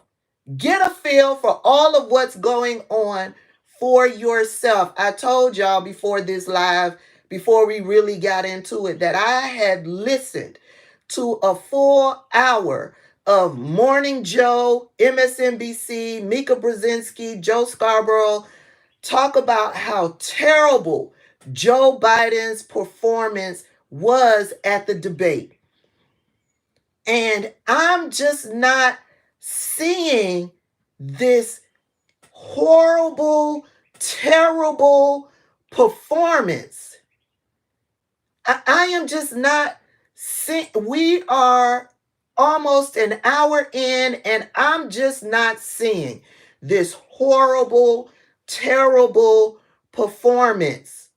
Does he stutter? Yes. Does he have this blank stare on his face? Yes, but I am understanding what this look is.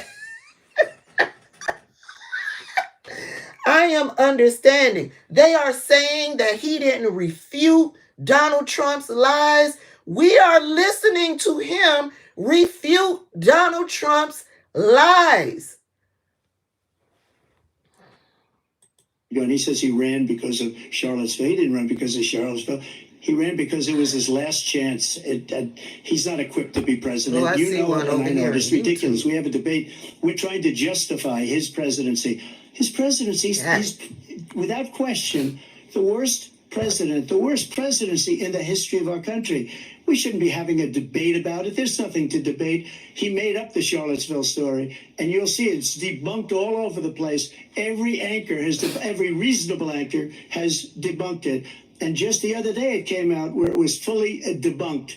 It's a nonsense story. He knows that, and he didn't run because of Charlottesville. He used that as an excuse to run. President Biden? And debunk. It happened. All you have to do is listen to what was said at the time. And the idea that somehow that's the only reason I ran.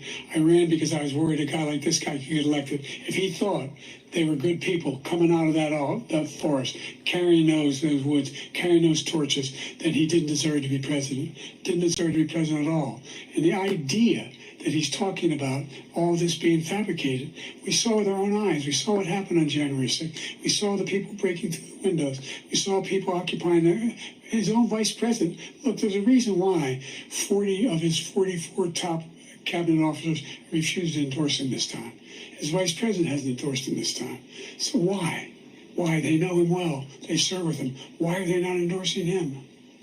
Let's talk about persistent challenges you both faced in your first terms, and you'd certainly face again in a second term.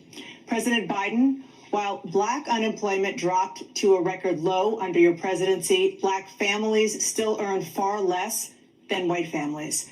Black mothers are still 3 times more likely to die from pregnancy-related causes, and Black Americans are imprisoned at 5 times the rate of white Americans. What do you say to Black voters who are disappointed that you haven't made more progress? They acknowledge they made a lot of progress, number one. The fact of the matter is there are more small Black businesses that have been started than any time in history. Number two, the wages of Black unemployment is the lowest level it's been in a long, long time. Number three, we're trying to provide housing for Black Americans and dealing with the segregation that exists among these corporations that collude to keep people out of their houses. And in addition to that, we find that the impact on the choice that Black families have to make relative to child care is incredibly difficult.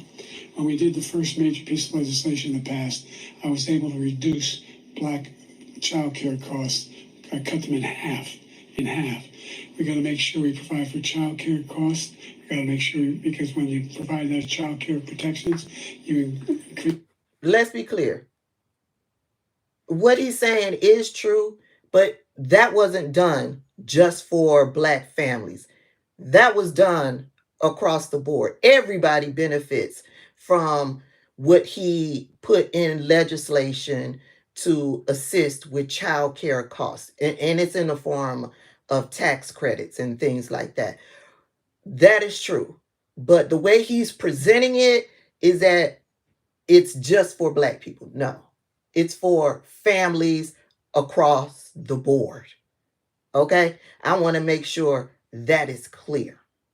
Because I don't want white families thinking that, look at what he did for black people. He did it for you too. Okay? That's across the board. Period. Economic growth because more people can be in the job market. So there's more to be done, considerably more to be done. But we've done a great deal so far, and I'm not letting up, and they know it. You have 49 seconds left. What do you say to black voters who are disappointed with the progress so far? I say I don't blame them for being disappointed. Inflation is still hurting them badly. For example, I provided for the idea that any black family first-time home buyer should get a $10,000 tax credit to be able to buy their first home so they can get started. I made sure that we're in a situation where all those black families and those black individuals who provided had to take out student loans that were ballooning, that if they were engaged in nursing. All of that is true. Black families will benefit from these things that he has put into place. These things that Donald Trump never put into place. But it's not just black families that benefit from it. Everybody benefits from it. The powers that be who are fighting against it, let's just talk student loans, because remember, from the beginning, he had a plan. He was going to take 10,000, 20,000, something like that from everybody's student loan balance. And then they sued and stopped it. And so he went a different route to try to help with student loan forgiveness, right? That's across the board. But who is saddled with the debt most? It's black people who is saddled with the debt more. But everybody, white people who are saddled with the debt will benefit from it just as well as black people will benefit from it. It's not just for black people. What he has done as far as student loan forgiveness, some people have had their student loan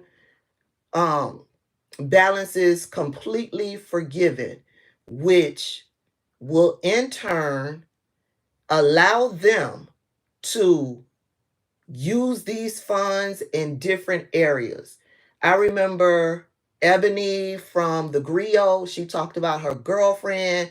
She woke up one morning, got a message from her student loan provider. Her balance had been wiped clean. What that did for her was it freed up her debt to income ratio, which allowed her to move into purchasing a home. Because her debt to income ratio changed drastically. So she was able to purchase more of a home. Yep, it also helps your credit. I told y'all my story. My student loan debt wasn't 100% forgiven. But in order to apply to these programs that he put in place, I had to consolidate my student loans, and in consolidating my student loans, I had to move into a different student loan provider. When I did that, moving into consolidating those student loans, they paid off the loans with this student loan provider, and over here they started a new debt. But with the credit bureau, it shows that I paid this debt off. My credit score skyrocketed. My credit score increased a good 60 points. I remember going from 680 something to where I am now at 757 just by doing that alone. So, yeah, that's my experience. My student loans weren't forgiven altogether. My monthly payment was drastically reduced on the program that I got with as a result of moving or consolidating my loans from this provider to this provider. My monthly payment got drastically reduced, and because I had to consolidate, Mohila paid off the loan that I had with this student loan provider. They took on the loan. The credit bureau sees it as a debt paid off, which sent my credit score skyrocketing. That's how it worked for me. But all of these programs that he's talking about, yes, they benefit the Black community on a huge scale. A huge scale. It is life-changing for some Black people. It is completely life-changing. But it's programs that everybody can benefit from, not just Black people. Doctor, and anything having to do with volunteerism, if they paid their Hopefully bills for 10 years, I explained that correctly. all the rest is I see all of the forgiven MAGA after 10 nuts over here years. saying that I'm Millions have lying. benefited I'm from giving that. you And they're doing a personal lot more experience. for Black families. And those of Thank you you, who President follow Trump. me And he know caused the inflation. that He's if shit blaming ain't inflation. real or right, He's I'm right, gonna it's tell been you. I very don't bad. care if it's He Biden caused the inflation, or and Trump. it's killing Black If families what and they're Hispanic explaining families and isn't just real, about I'm gonna tell everybody. you. It's killing people. They can't buy groceries anymore. They can't. You look at the cost of food where it's doubled and tripled and quadrupled. They can't live. They're not living anymore. He caused this inflation. I gave him a country with essentially no inflation. It was perfect. It was so good. All he had to do is leave it alone. He destroyed it with No, his Donald Green Trump, New all you Scam had and to all do of the was leave it all this alone. money that's being thrown out the window. He caused inflation. As sure as you're sitting there, the fact is that his big kill on the Black people is the millions of people that he's allowed to come in through the border. They're taking Black jobs now.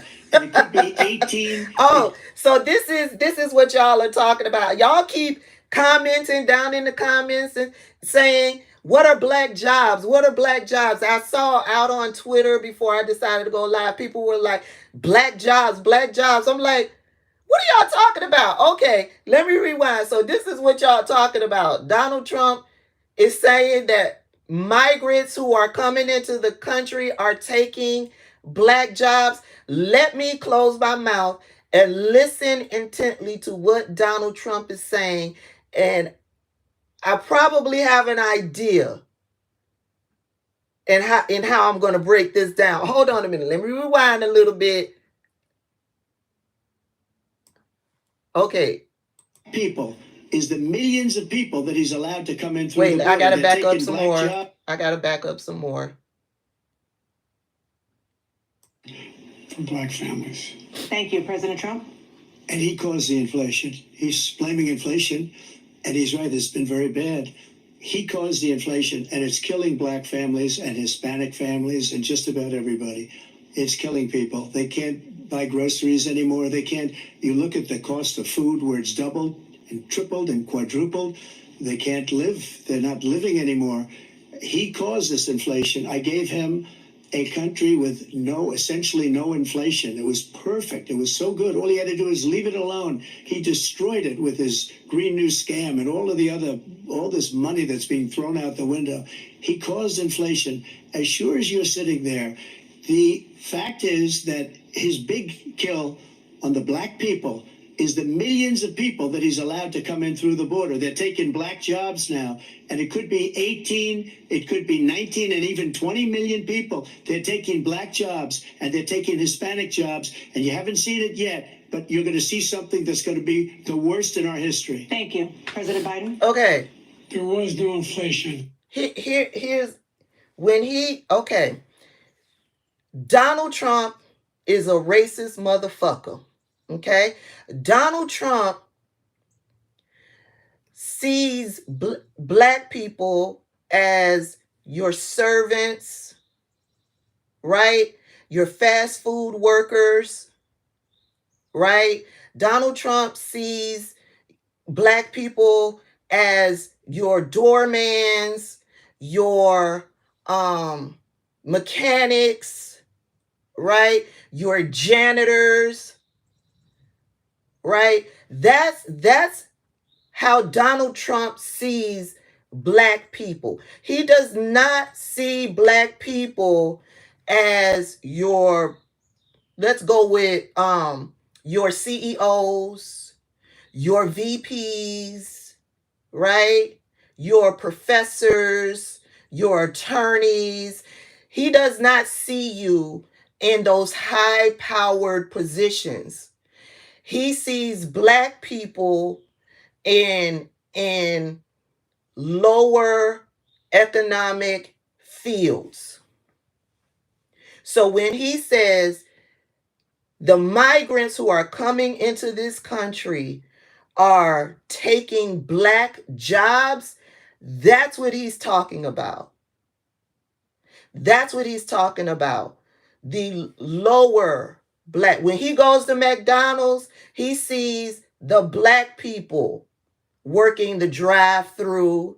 Remember when he came here at the Chick-fil-A and he walked in and there's all of these Black girls at the cashiers?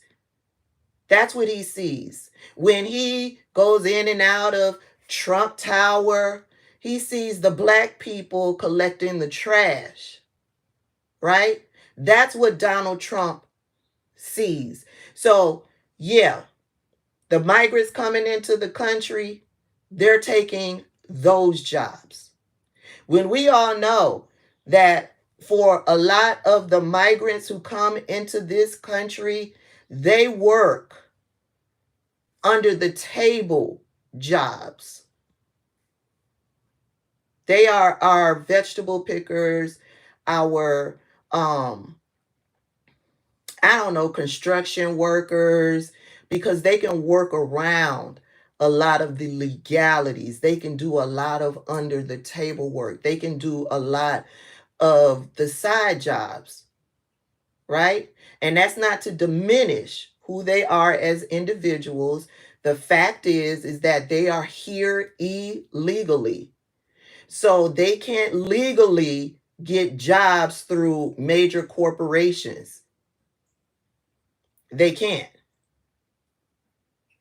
So when Donald Trump says they're taking Black jobs, he's talking about those types of jobs. He doesn't see us as teachers, as professors. He doesn't see us in those higher paying jobs. Y'all get me? Y'all understand what I'm saying? That's my breakdown of racist as Donald Trump's comment about taking Black jobs. I don't care what you MAGA nuts say, that I'm taking his words out of context, that I'm lying. Because y'all believe y'all ain't racist. Y'all believe y'all are not racist, but y'all also believe that you are superior to Black people. So yeah, I don't give a fuck what you say down in the comment section. Over there and over here, because I see some of y'all done made it over here. Okay? Y'all believe y'all not racist.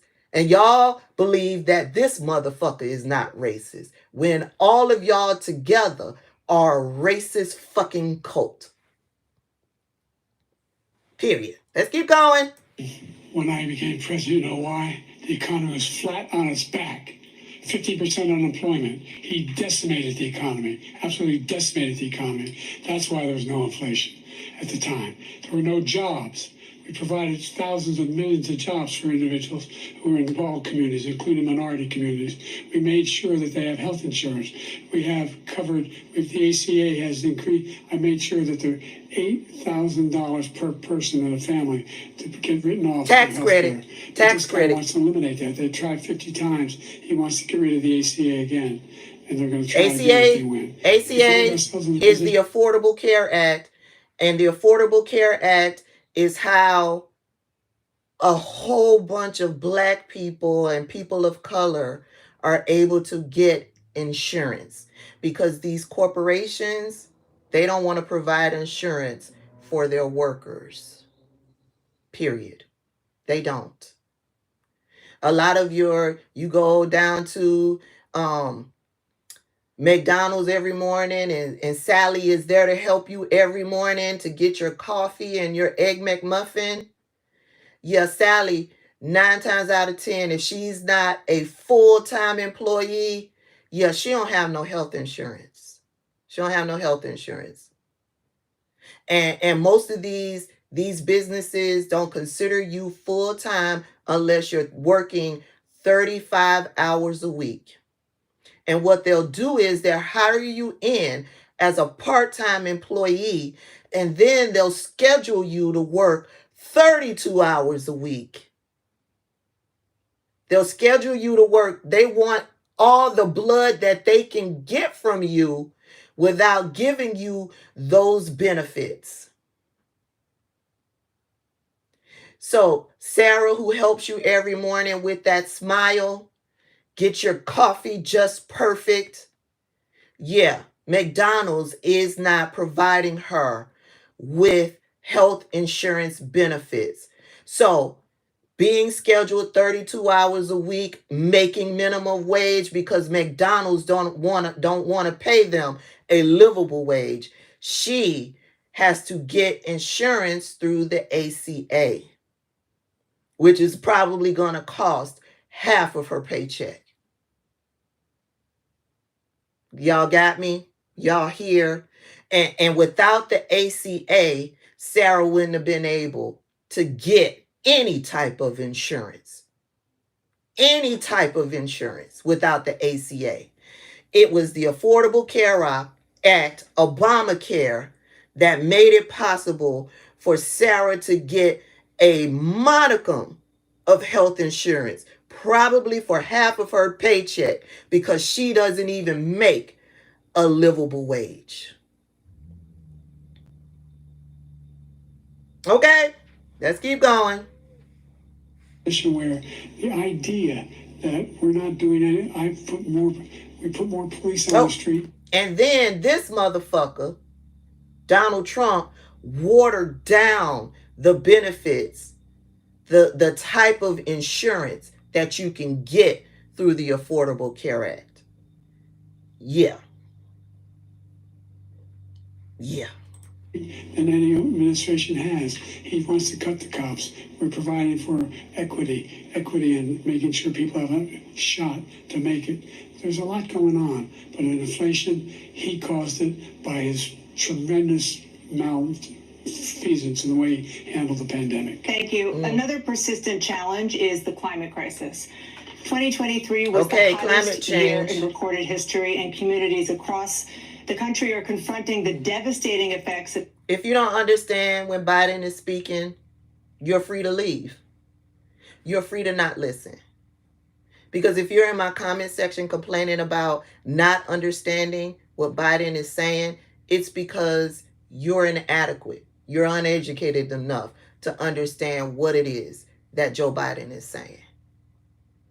You understand what Trump is saying because he speaks the same racist ass language as you do.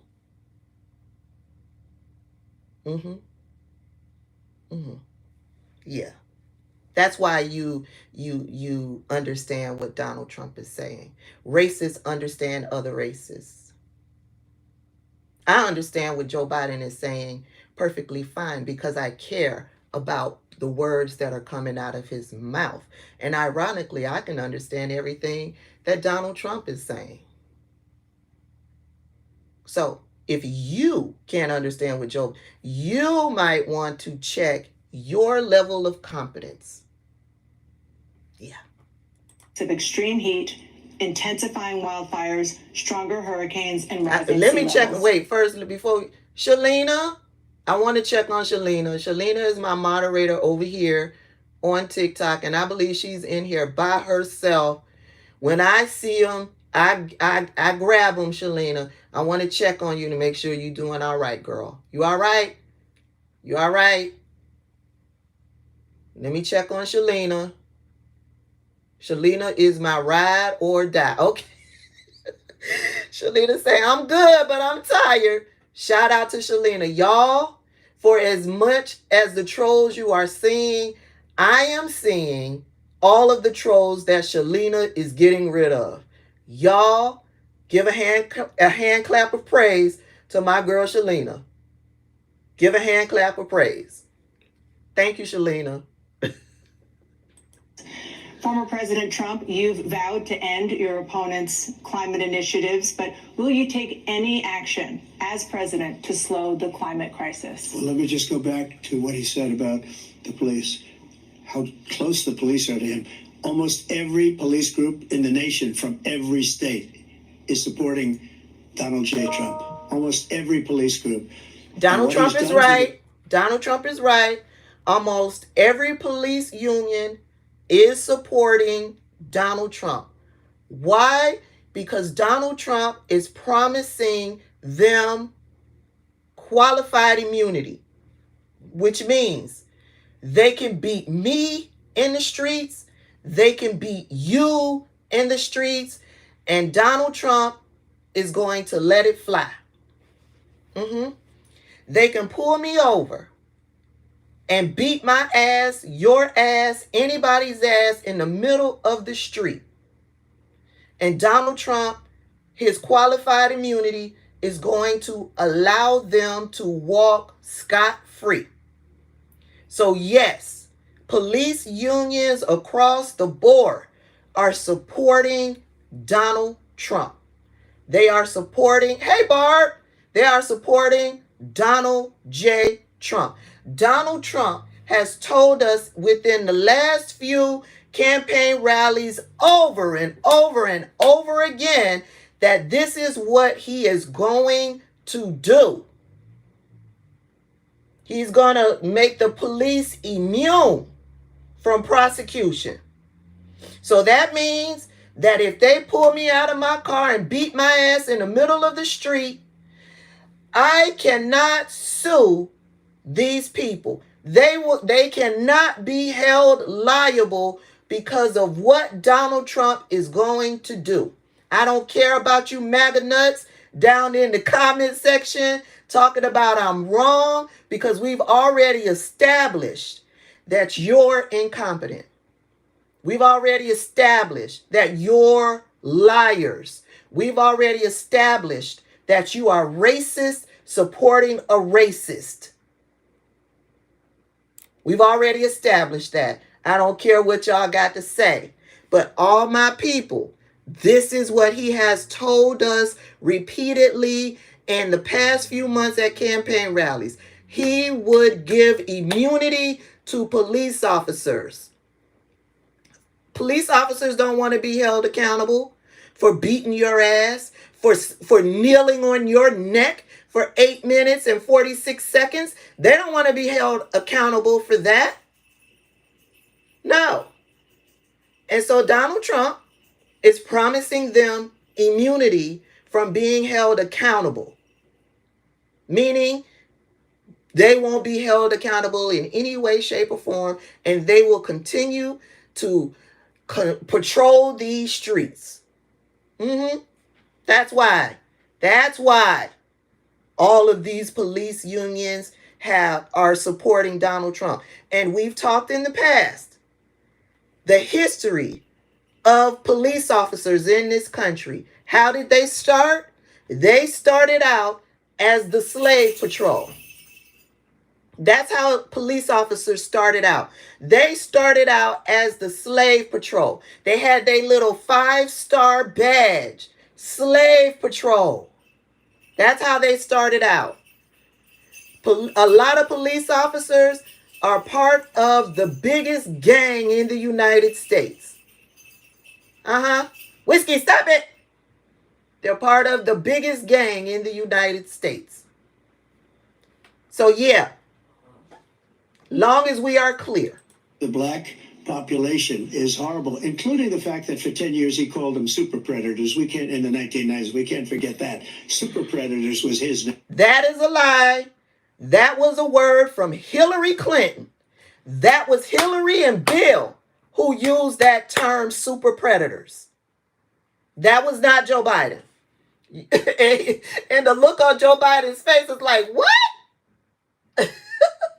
What? What? Joe Biden's head quickly snapped like, what? The term super predator was Hillary and Bill Clinton, not Joe Biden. I voted for Hillary. Yes, I did. I voted for Hillary because I know who this motherfucker is. Yes, I know. And in everything that I knew about Donald Trump, he showed us exactly who he was. Because remember, this man took out a full page ad calling for the execution of 5 innocent black boys. This man refused to rent to black people. This man right here. This man right here. So, yeah. Y'all can talk all the shit you want. All the shit you want. Name, and he called it to him for 10, and they've taken great offense at it, and now they see it happening. But when they see what I did for criminal justice reform, thank y'all for the gifts. Historically black colleges and universities, nope. I funded them and got them all funded. He won't apologize. And the opportunity zones with this Tim, is how harmful he is. He pushes these racist narratives. They are so problematic, and he is proven wrong on every occasion, and he refuses to go back and apologize. He refuses to go back and apologize, which allows these racists to continue to do the evil shit that they do to black people and people of color in this country. Tim Scott was incredible. He did a great job. Thank y'all for the gifts over here on TikTok. He came to me with the idea, and it was a great idea. It's one of the most He funded HBCUs. That's a fucking lie. That's a fucking lie. Because the hat that I wear now, the numbers that I go through on a regular basis now, I know for a fact that this motherfucker did nothing to fund HBCUs. Nothing. I'm in the millions of dollars, reconciling millions of dollars, donations from here, donations from there, seeing how much HBCUs get from the federal government because of the hat that I wear now. This motherfucker did nothing to fund HBCUs. What he did was he promised this additional funding, which lured all of these presidents to the White House, for Donald Trump to have this great photo opportunity with all of these black presidents from HBCUs. Remember that scene where Kellyanne had her legs cocked wide open in the Oval Office as he was signing some bullshit that really did nothing for HBCUs? You remember that? Yeah, all of those presidents went back to their respective campuses and realized that they had just got fucked over for a photo opportunity. Bitch, when I come on here talking my talk, it's because I experienced it, I educated myself on the situation, or I'm knee deep in it. This man did nothing for HBCUs. Nothing. So much so that the presidents they did like their own side conversations to realize that they had been fucking had by a racist motherfucker who was sitting in the White House. I got a new member over here on YouTube. Welcome. Baby, listen. I look at these numbers and it's just like every time these motherfuckers try to pull that bullshit ass narrative, he did so much for HBCUs. Bitch, these numbers say no. These numbers say no. They push that fucked up narrative about abortions after up to the 9th month. Bitch, no. I wore a hat some time ago where, no, you can't do that shit. That is against the law. No, you have to get approval for that type of shit. And if it doesn't meet the requirements, no. Listen, I'm not new to this. I'm true to this. And my stations in life along the way has given me an inside perspective to a lot that has gone on politically. Bitch, go play in somebody else's face. That's all I can say. And the biggest beneficiary are blacks. And that's why. Wait, let me back up. Let me back up. Let me back up so we can hear the entire lie. President to slow the climate crisis. Well, let me just go back to what he said about the police, how close the police are to him.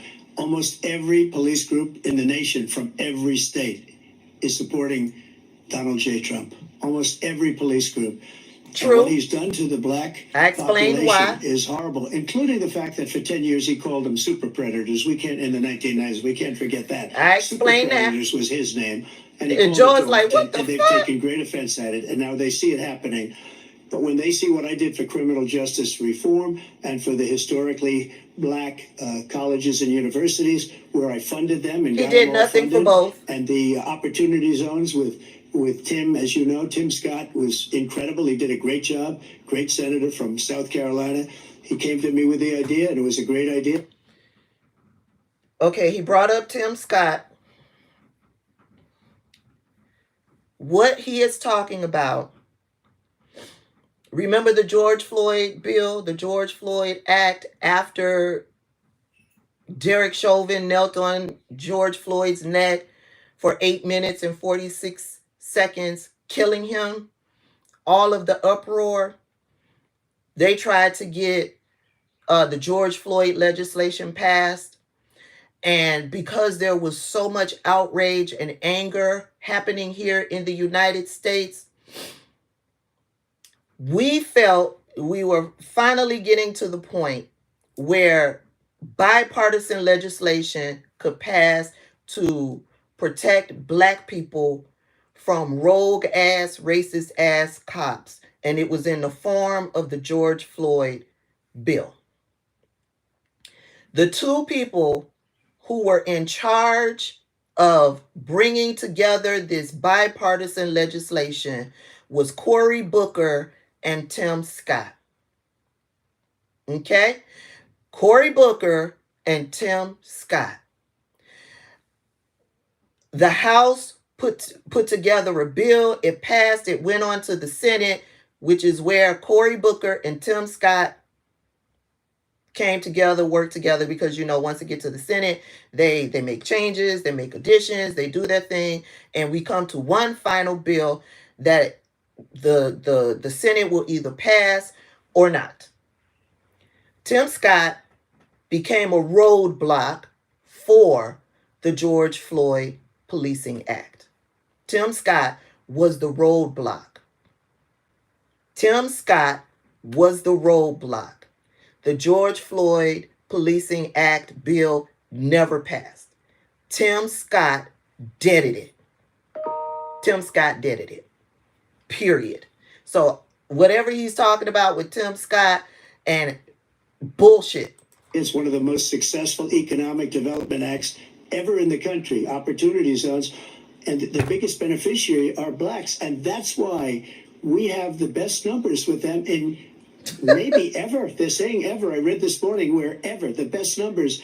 Somebody over here, Metal One says George Floyd was a felon.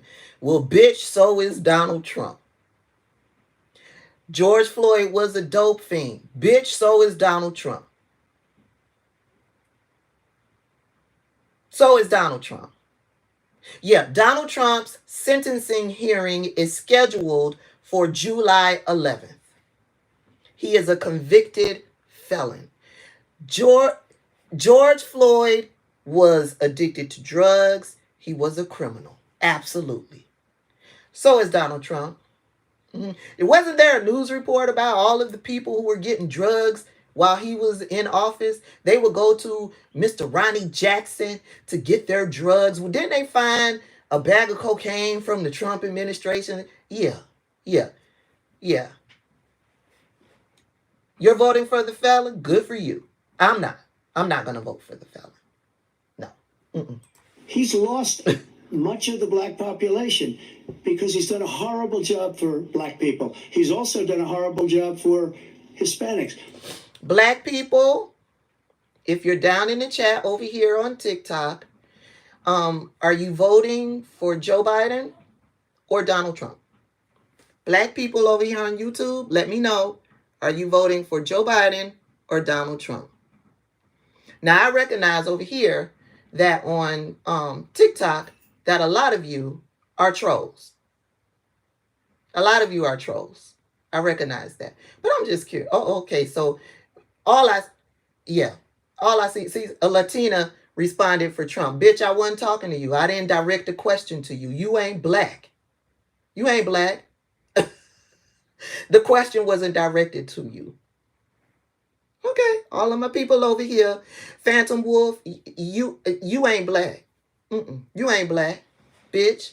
Go play in somebody else's face. People pouring into our country, and they're going to take the jobs, and it's already started, and you haven't seen anything yet. Thank y'all. Y'all proving my point. Thank y'all. 38 seconds left. Thank y'all. Y'all proving my point. Any action as president to slow the climate crisis? So I want absolutely immaculate clean water, and I want absolutely clean air, and we had it.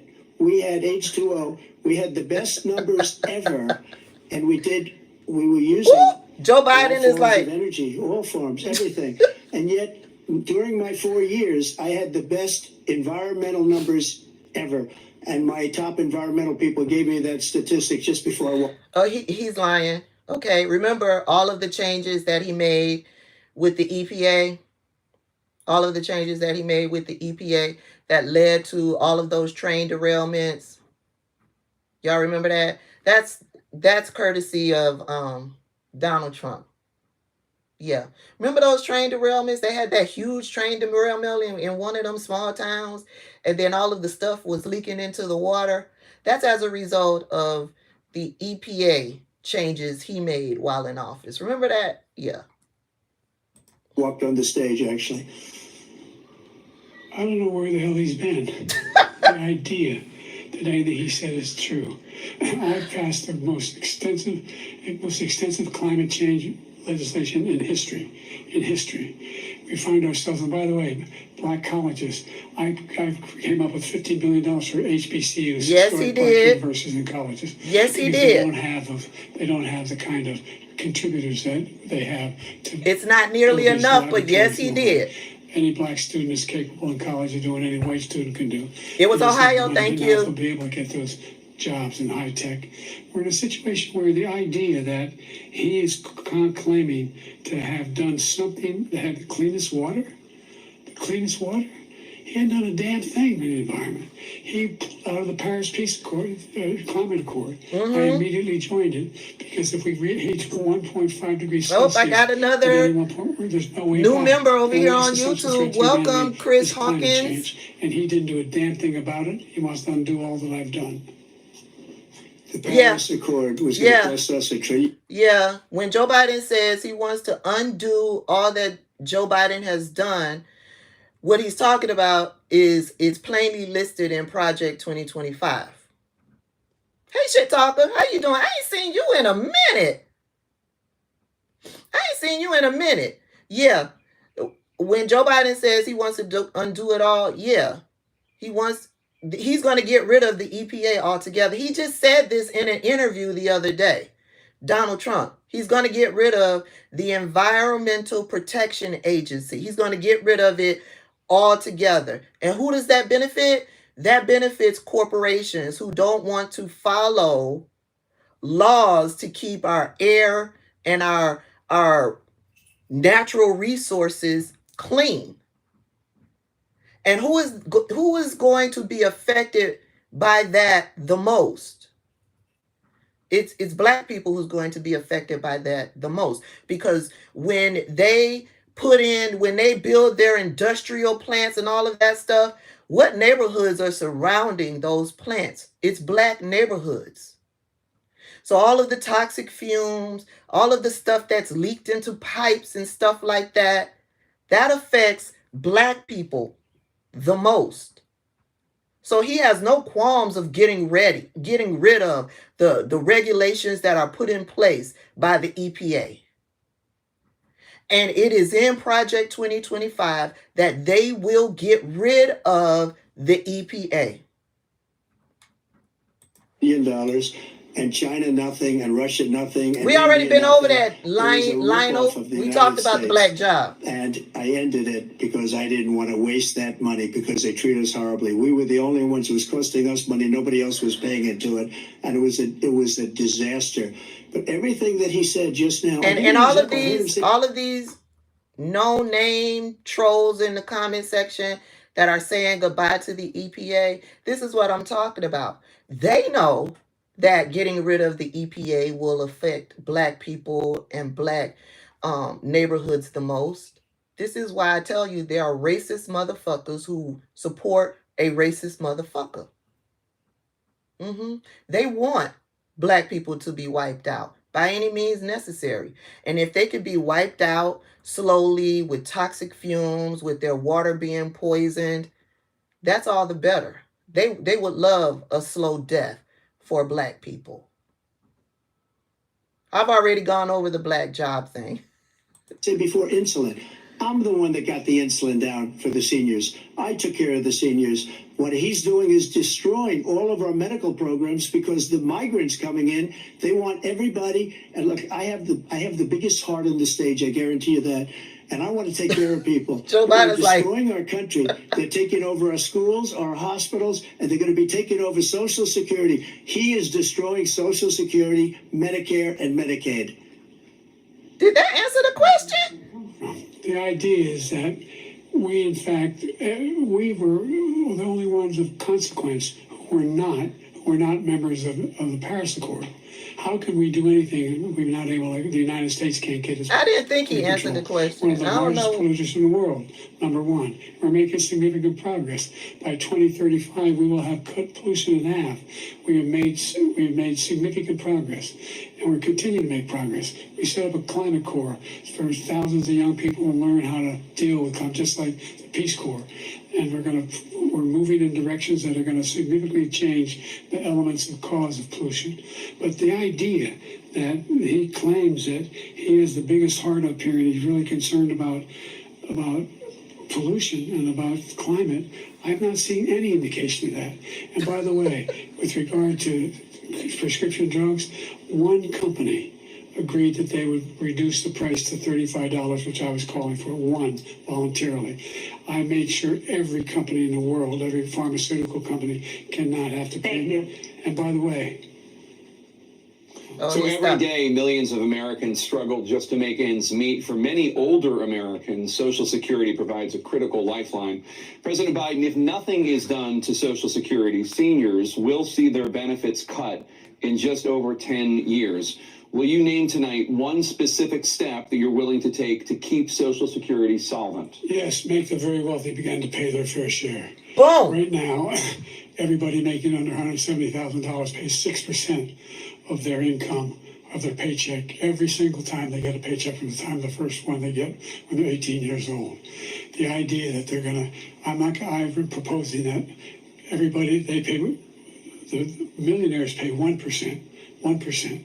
So no one I would not raise the cost of Social Security for anybody under $400,000. After that, I began to make the wealthy begin to pay their fair share by increasing from 1% beyond to be able to guarantee the program for life.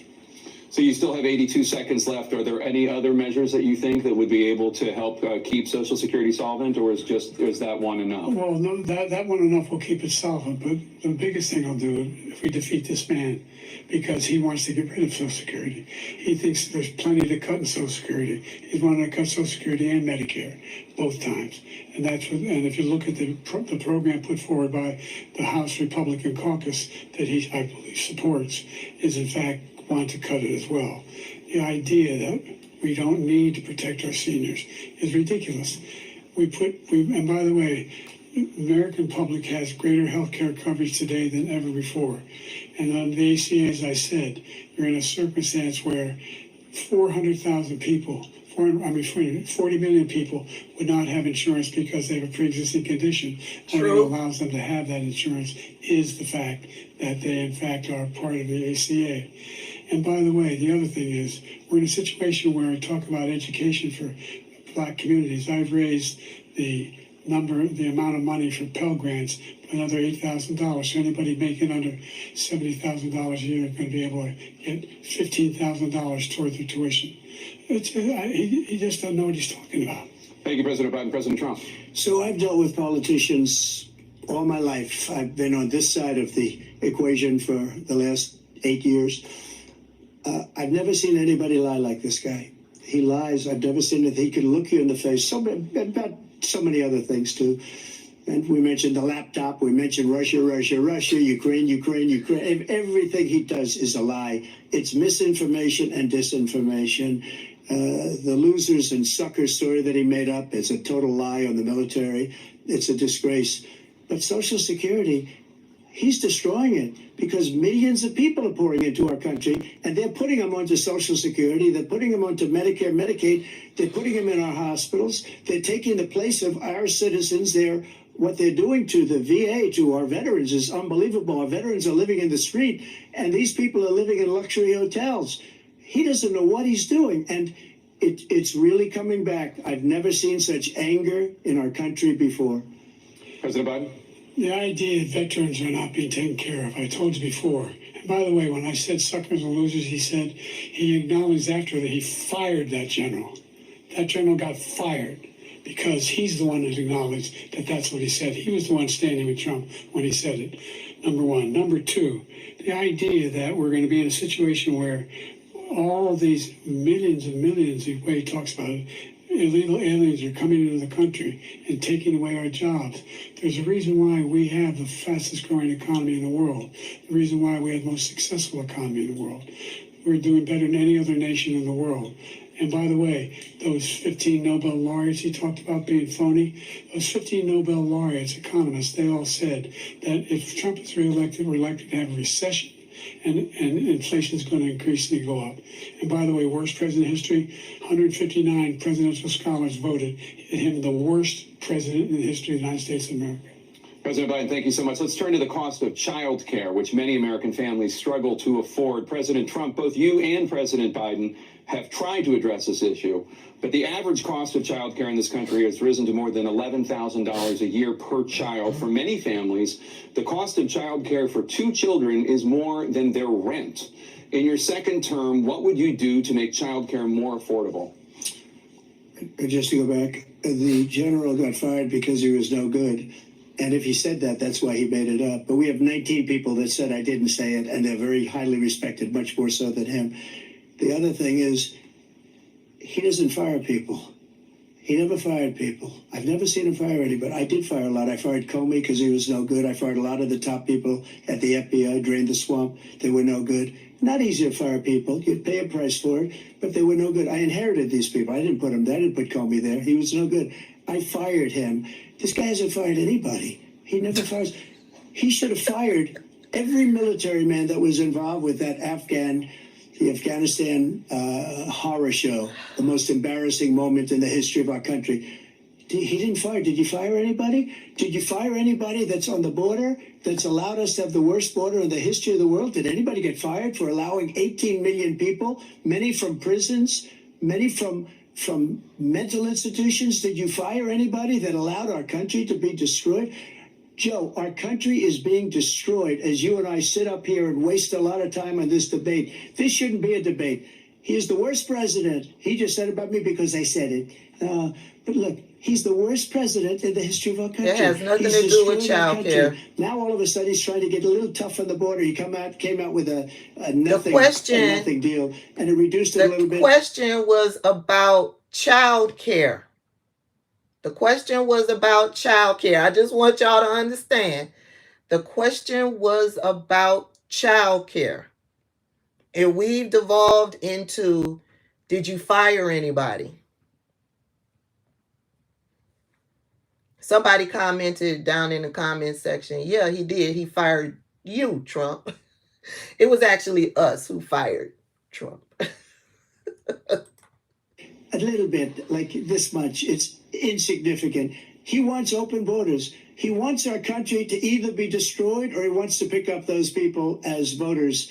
And I don't think we just can't let it happen. If he wins this election, our country doesn't have a chance, not even a chance, of coming out of this rut. We probably won't have a country left anymore. That's how bad it is. He is the worst in history by far. Thank you, President Trump. President Biden? We're the most admired country in the world. We're the United States of America. There's nothing beyond our capacity. We have the finest military in the history of the world, the finest in the history of the world. No one thinks we're weak. No one wants to screw around with us. Nobody, number one. Number two, the idea that we're talking about worst presidents. I wasn't joking. Look it up or go online. 159 or 58, don't hold me the exact number, presidential historians, they've had meetings and they voted who's the worst president in American history, one through best to worst. They said he was the worst in all of American history. That's a fact. That's not conjecture. He can argue they're wrong, but that's what they voted. The idea that he is doing anything to deal with child care, he did for virtually nothing in child care. We should significantly increase the child care tax credit. We should significantly increase the availability of women and men or single parents to be able to go back to work. And we should encourage businesses to have. Thank you, President Biden. President Trump, the question was about what would you do to make child care more affordable, if you want to take your minute. Just so you understand, we have polling, we have other things that they rate him the worst because what he's done is so bad. And they rate me, I'll show you, I will show you, and they rate me one of the best, okay? And if I'm given another 4 years, I will be the best. I think I'll be the Joe best. Biden is laughing. Nobody's ever created an economy like us. Nobody ever cut taxes like us. He's the only one I know. He wants to raise your taxes by 4 times. He wants to raise everybody's taxes by 4 times. He wants the Trump tax cuts to expire. So everybody, including the two of you, are going to pay 4 to 5 times. Nobody ever heard of this before. The All question my life, is I still grow up about and I see child care. politicians talking about cutting taxes. When we cut taxes, as I said, we did more business. Apple and all these companies, they were bringing money back into our country. The worst president in history by far, and everybody knows it. President Biden? Look, the fact of the matter is that he's dead wrong about, he's increased the tariff, he will increase the taxes on middle-class people. I said I'd never raise a tax on anybody making less than $400,000. I didn't. But this tariff is 10% tariffs. Everything coming into the country, you know what the economists say? That's going to cost the average American $2,500 a year more because they're going to have to pay the difference in food and all the things that were important. Number two, he's in a situation where he talks about how he has not raised, he's somehow helped the middle class. The middle class has been devastated by you. Now you want a new tax cut of $5 trillion over the next 10 years, which is going to fundamentally bankrupt the country. You had the largest deficit of any president in American history, number one. Number two, you have not, in fact, made any contact, any progress with China. We are the lowest trade deficit with China since 2010. Thank you, President Biden. Thank you, President Biden. Let's discuss an epidemic impacting millions of Americans. Love you, both of you Shalina. have made a top priority in your first term, the opioid crisis. And for both of you, the number of overdose deaths in this country has gone up. Under your term, it went up. Under your term, it has gone up. Former President Trump, despite the efforts that both of you have made, more than 100,000 Americans are dying from overdoses every year, primarily from fentanyl and other opioids. What will you do to help Americans right now in the throes of addiction who are struggling to get the treatment they need? To finish up, we now have the largest deficit in the history of our country under this guy. We have the largest deficit with China. He gets paid by China. He's a Manchurian candidate. He gets money from China. So I think he's afraid to deal with them or something. But do you notice he never took out my tariffs because we bring in so much money with the tariffs that I imposed on China. He never took them away. He can't because it's too much money. It's tremendous. And we saved our steel industries and there was more to come, but he hasn't done that. But he hasn't cut the tariffs because he can't, because it's too much money. But he's got the largest deficit in the history of our country, and he's got the worst situation with China. China's going to own us. The question was about to do what they're doing to us as a Opioid country. addiction. They are killing us as a country, Joe, and you can't let that happen. You're destroying our country. The question was President Trump, you have about 67 seconds opioid left. The question addiction. was, what are you going to do to help Americans in the throes of addiction right now who are struggling to get the treatment they need? Jake, we were doing very well at addiction until the COVID came along. We had the 2.5, almost 3 years of like nobody's ever had before, any country, in every way. And then we had to get tough. And it was the drugs pouring across the border were, it started to increase. We got great equipment. We bought the certain dog that's the most incredible thing that you've ever seen, the way they can spot it. We did a lot, and we were getting very low numbers, very, very low numbers. Then he came along. The numbers, have you seen the numbers now? It's not only the 18 million people that I believe is even low, because the gotaways, they don't even talk about gotaways.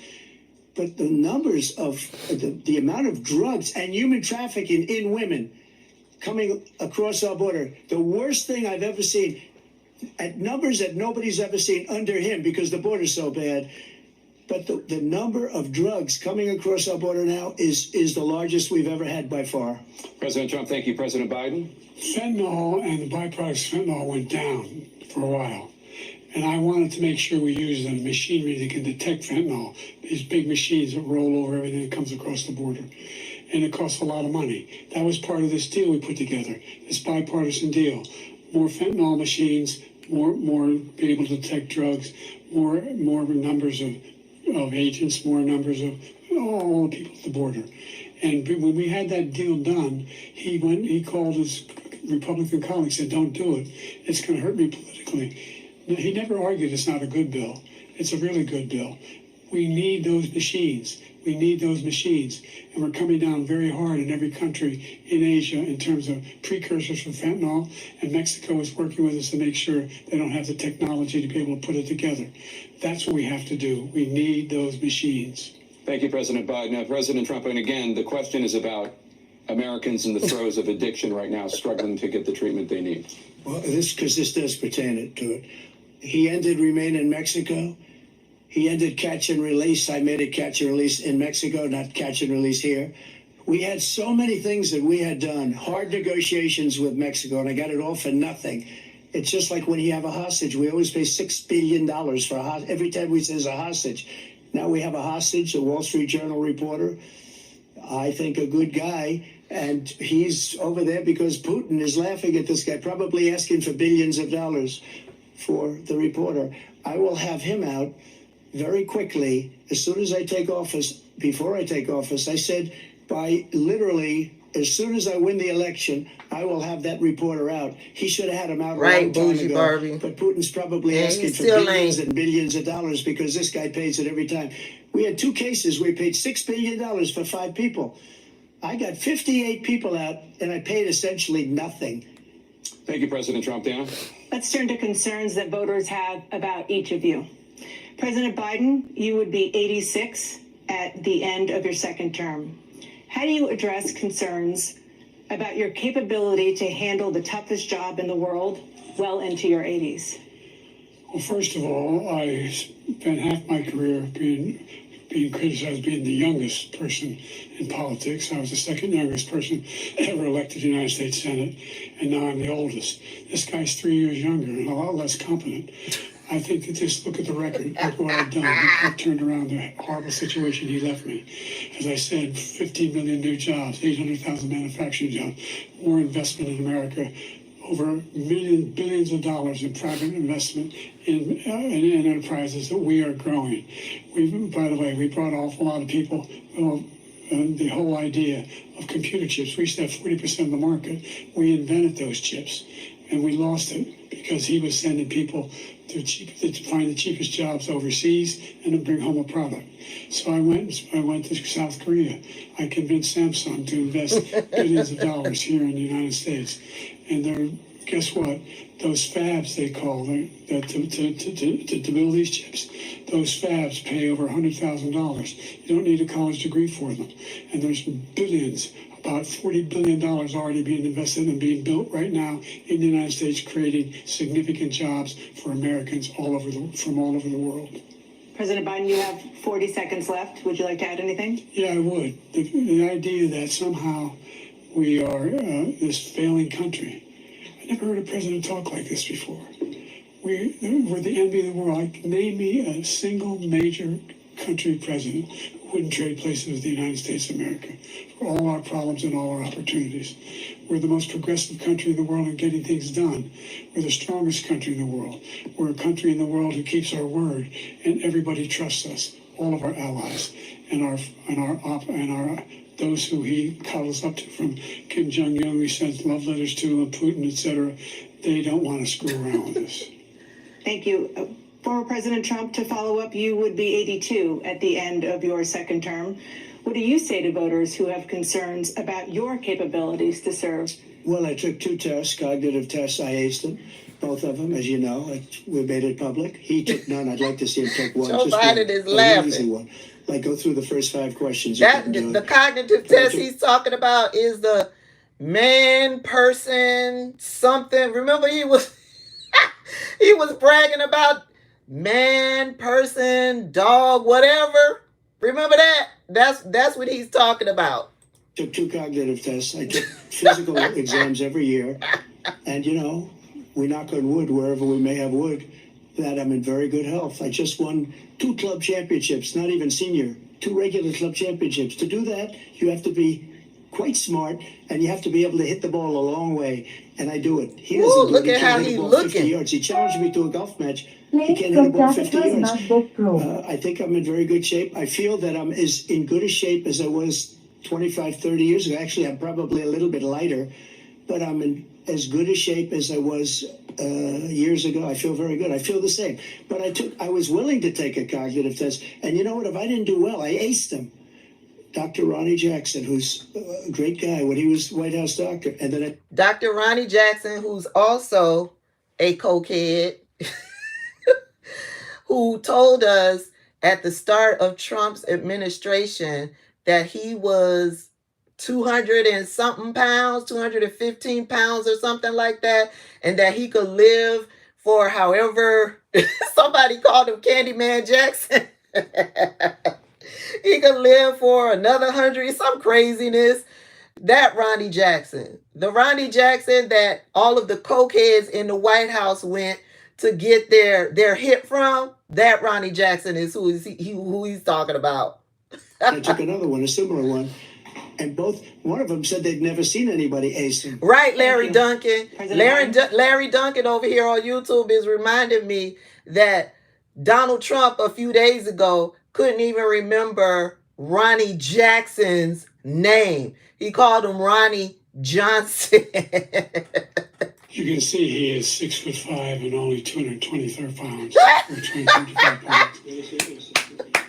Good one. Good one. Anyway, just take a look at what he says he is, and take a look at what he is. Look, I'd be happy to have a driving contest with him.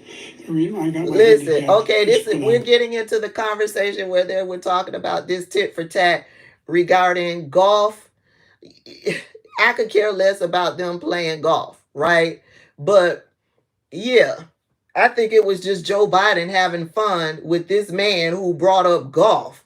Golf ain't got nothing to do with you running the country. Vice president down to a 6.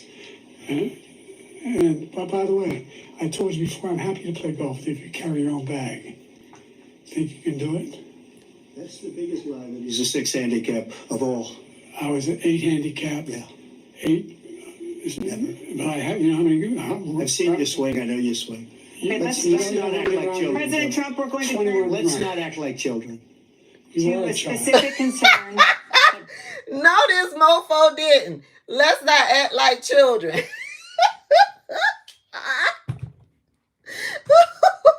Okay, wait, let me.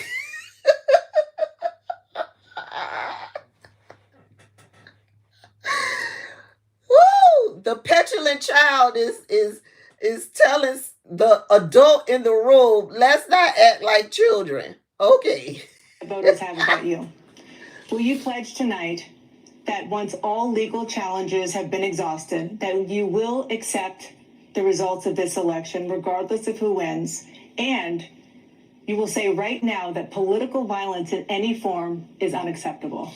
Well, I shouldn't have to say that, but of course I believe that. It's totally unacceptable.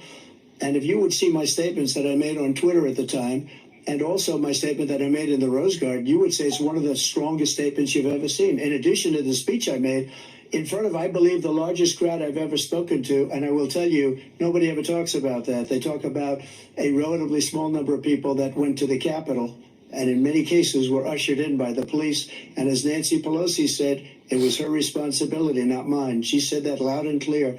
But the answer is, if the election is fair, free, and I want that more than anybody. And I'll tell you something. I wish he was a great president, because I wouldn't be here right now. I'd be at one of my many places enjoying myself. I wouldn't be under indictment because I wouldn't have been his political opponent, because he indicted me because I was his opponent. I wish he was a great president. I would rather have that. I wouldn't be here. I don't mind being here. But the only reason I'm here is he's so bad as a president that I'm going to make America great again. We're going to make America great again. We're a failing nation right now. We're a seriously failing nation. And we're a failing nation because of him. His policies are so bad. His military policies are insane. They're insane. These are wars that I will don't never remember end what with the him. question was. He will drive us into World War III. Oh, and we're closer the to world. question was, will you accept, after all of the legal challenges, will you accept the results if he doesn't win the 2024 presidential election? World War III than anybody can imagine. We are very, very close to World War III, and he's driving us there. And Kim Jong-un and President Xi of China, Kim Jong-un of North Korea, all of these, Putin, they don't respect him. They don't fear him. They have nothing going with this gentleman, and he's going to drive us into World War III. You want a World War III, let him follow and win, and let Putin say, do what you want, NATO. Just do what you want. There's a thing called Article 5. An attack on one is an attack on all, and required response. The idea, I can't think of a single major leader in the world who wouldn't trade places with the job I've done and what they've done. Because we are a powerful nation. We have wonderful people. It's because of the people, not me. It's because of the American people. They're capable of anything. They step up when they're needed. And right now, we're needed. We're needed to protect the world because our own safety is at stake. And again, you want to have a war, just let Putin go ahead and take Kyiv, make sure they move on, see what happens in Poland, Hungary, and other places along that border. Then you have a war. President Trump, as I come back to you for a follow-up, the question was, will you accept the results of this election, regardless of who wins? Just to finish what he said, if I might, Russia, they took a lot of land from Bush. They took a lot of land from Obama and Biden. They took no land, nothing from Trump, nothing. He knew not to do it. He's not going to play games with me. He knew that. I got along with him very well, but he knew not to play games. He took nothing from me. Political sis, I don't think you were here when I started the live. When I started, what pushed me to come in here was because I started watching Morning Joe at 6 a.m. From 6 a.m. to 7 a.m., I listened to all of them on their panel talking about how horribly, how terribly Joe Biden performed. That's all they talked about. They mentioned a couple of times that Donald Trump lied. That's all they said. The first hour of their show, they went on and on about how horribly Joe Biden performed, how he didn't rebut Donald Trump's lies. And what they said, to the extent of what they said about Donald Trump for the first hour of the show, Donald Trump lied. That's all they said. Donald Trump lied. And so I was like, no, I have to get up and I have to watch this debate for myself. For myself. I saw a video clip of Nicole Wallace complaining about how Joe Biden from the jump was just off kilter from the first question. And I was like, no. So I got my coffee. I came in here and I've been here since 7:30 watching this debate and commenting on this debate. Did Joe Biden stumble? Yes. Did Joe Biden mumble? Yes. But with the stuttering and the mumbling, I completely understood the context of everything that he was saying. Joe Biden repeatedly rebutted Donald Trump's lies.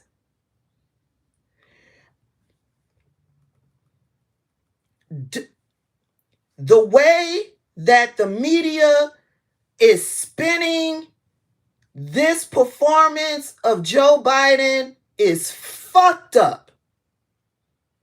Fucked up. Even Joyanne Reed, I saw a clip of her talking about how disappointed she was in his performance.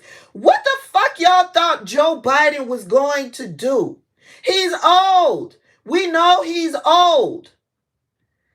I expected stuttering. I expected for him to take a step back to get his thoughts together. I expected all of this. What did they expect? Did they expect Joe Biden, an old man, to come on here and be what he wasn't? For the first hour of Morning Joe this morning, they railed against Joe Biden. I don't understand why Democrats are in a fucking tizzy. This man performed as I expected him to perform. He answered the questions.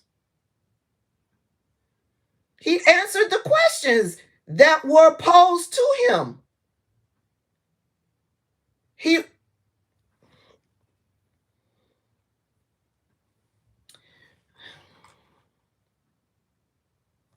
The way the media is spinning this is bullshit. The way that the media is spinning this is bullshit. It's fucked up what they are doing. Completely fucked up. Just like they don't talk about his accomplishments, it is fucked up how they are spinning the performance of Joe Biden at this debate. He answered all the questions. He repeatedly rebutted the lies and pointed out the lies that Donald Trump was saying. He had a few zingers in his responses. It's fucked up. It's totally fucked up. But now he's going to take... And I'm glad that I took the time to sit and watch this for myself. The whole thing from this man right here. That's a war that should have never started. It would have never started ever with me. And he's going to take Ukraine. And, you asked me a question before, would you do this? He's got us in such a bad position right now with Ukraine and Russia, because Ukraine's not winning that war. He said, I will never settle until such time. They're running out of people. They're running out of soldiers. They've lost so many people. It's so sad.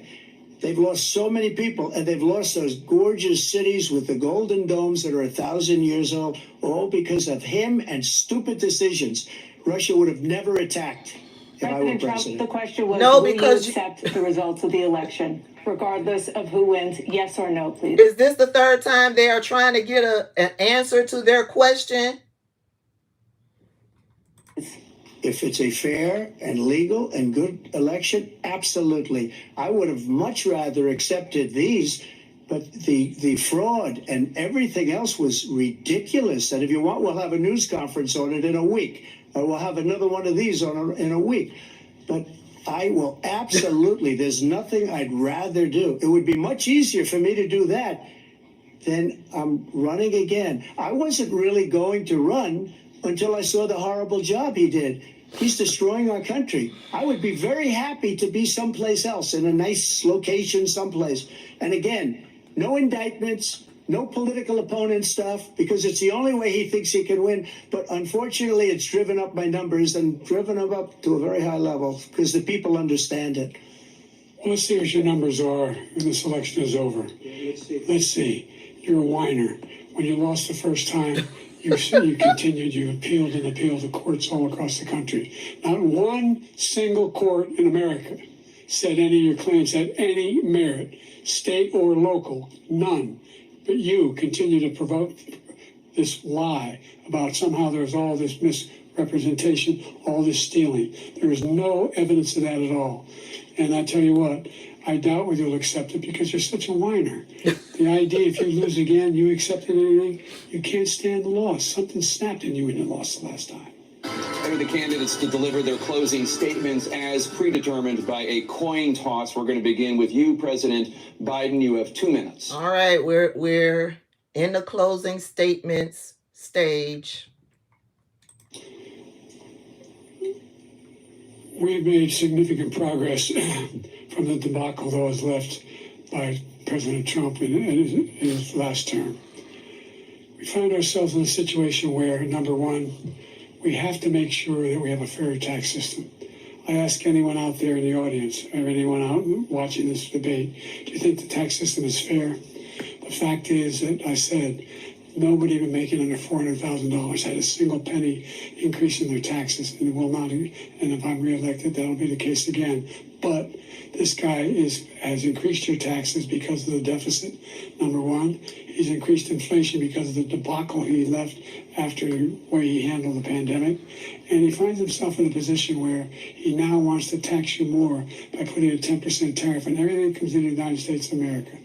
What I did, for example, he wants to get rid of the ability of Medicare for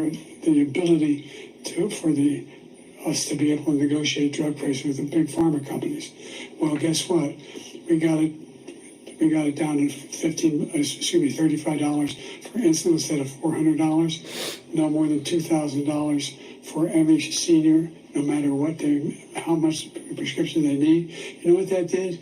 That reduced the federal debt by $160 billion over 10 years because the government doesn't have to pay the exorbitant prices. I'm going to make that available to every senior all along. It's happening now, and everybody in America. He wants to get rid of that. I'm going to make sure that we have child care. We're going to significantly increase the credits people have for child care. I'm going to make sure we do something about what we're doing on lead pipes and all the things that are causing health problems for people across the country.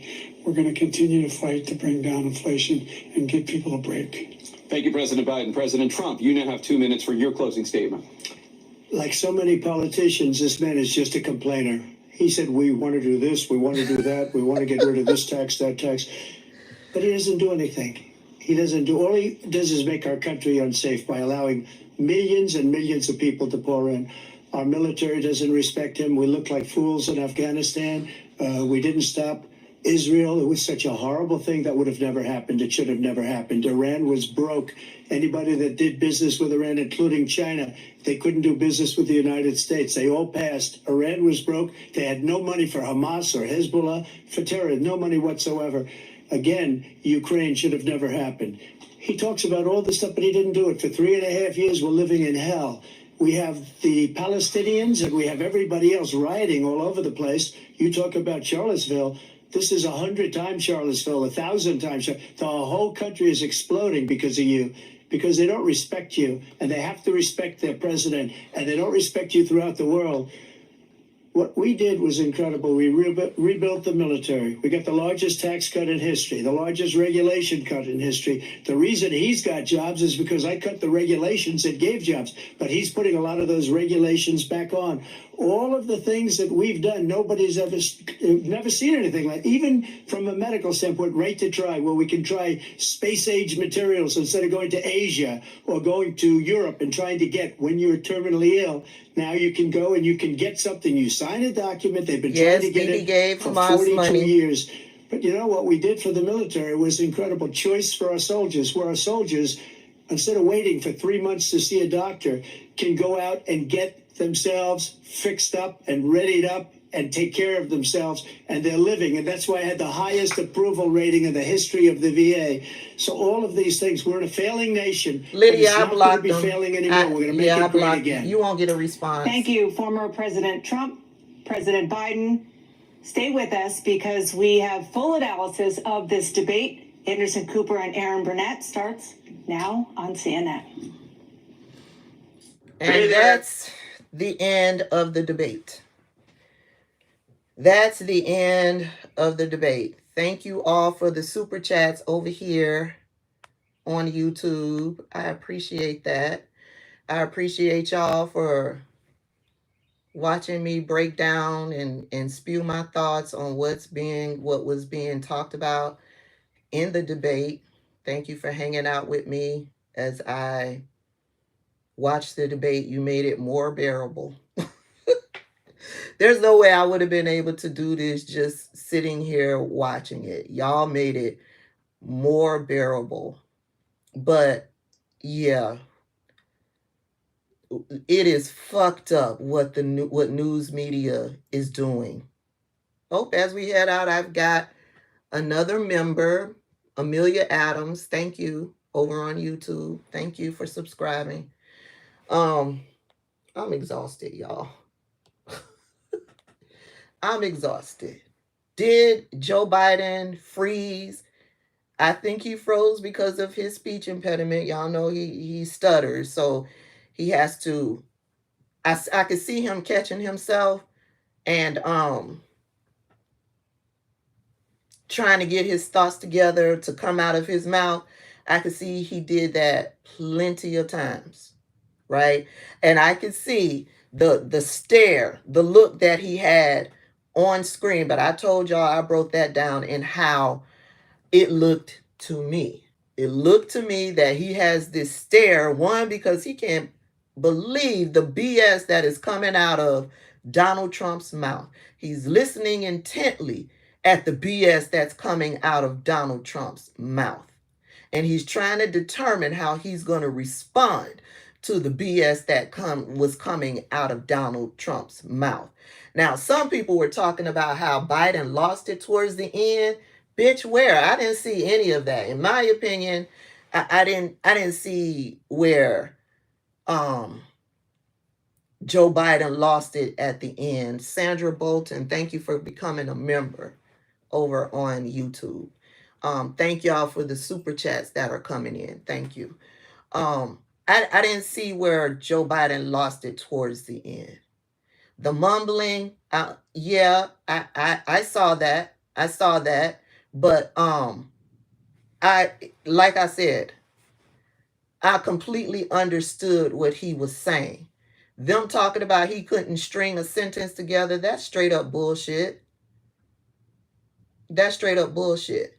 Because we all know that Joe Biden suffers from a speech impediment. It had nothing to do with his cognitive ability, with his competence level, nothing. So them putting that shit out, the news media is doing that shit too. Them putting that shit out there, it's a fucking lie. I had to clarify some things on what Joe Biden was saying as far as the things that he's put in place that benefit Black people. It benefits all people. I wanted to make that clear. I wanted to make that clear. And yes, Donald Trump lied through and through. Texas Diva, Thank you for becoming a member. Donald Trump lied through and through. He did not answer the questions.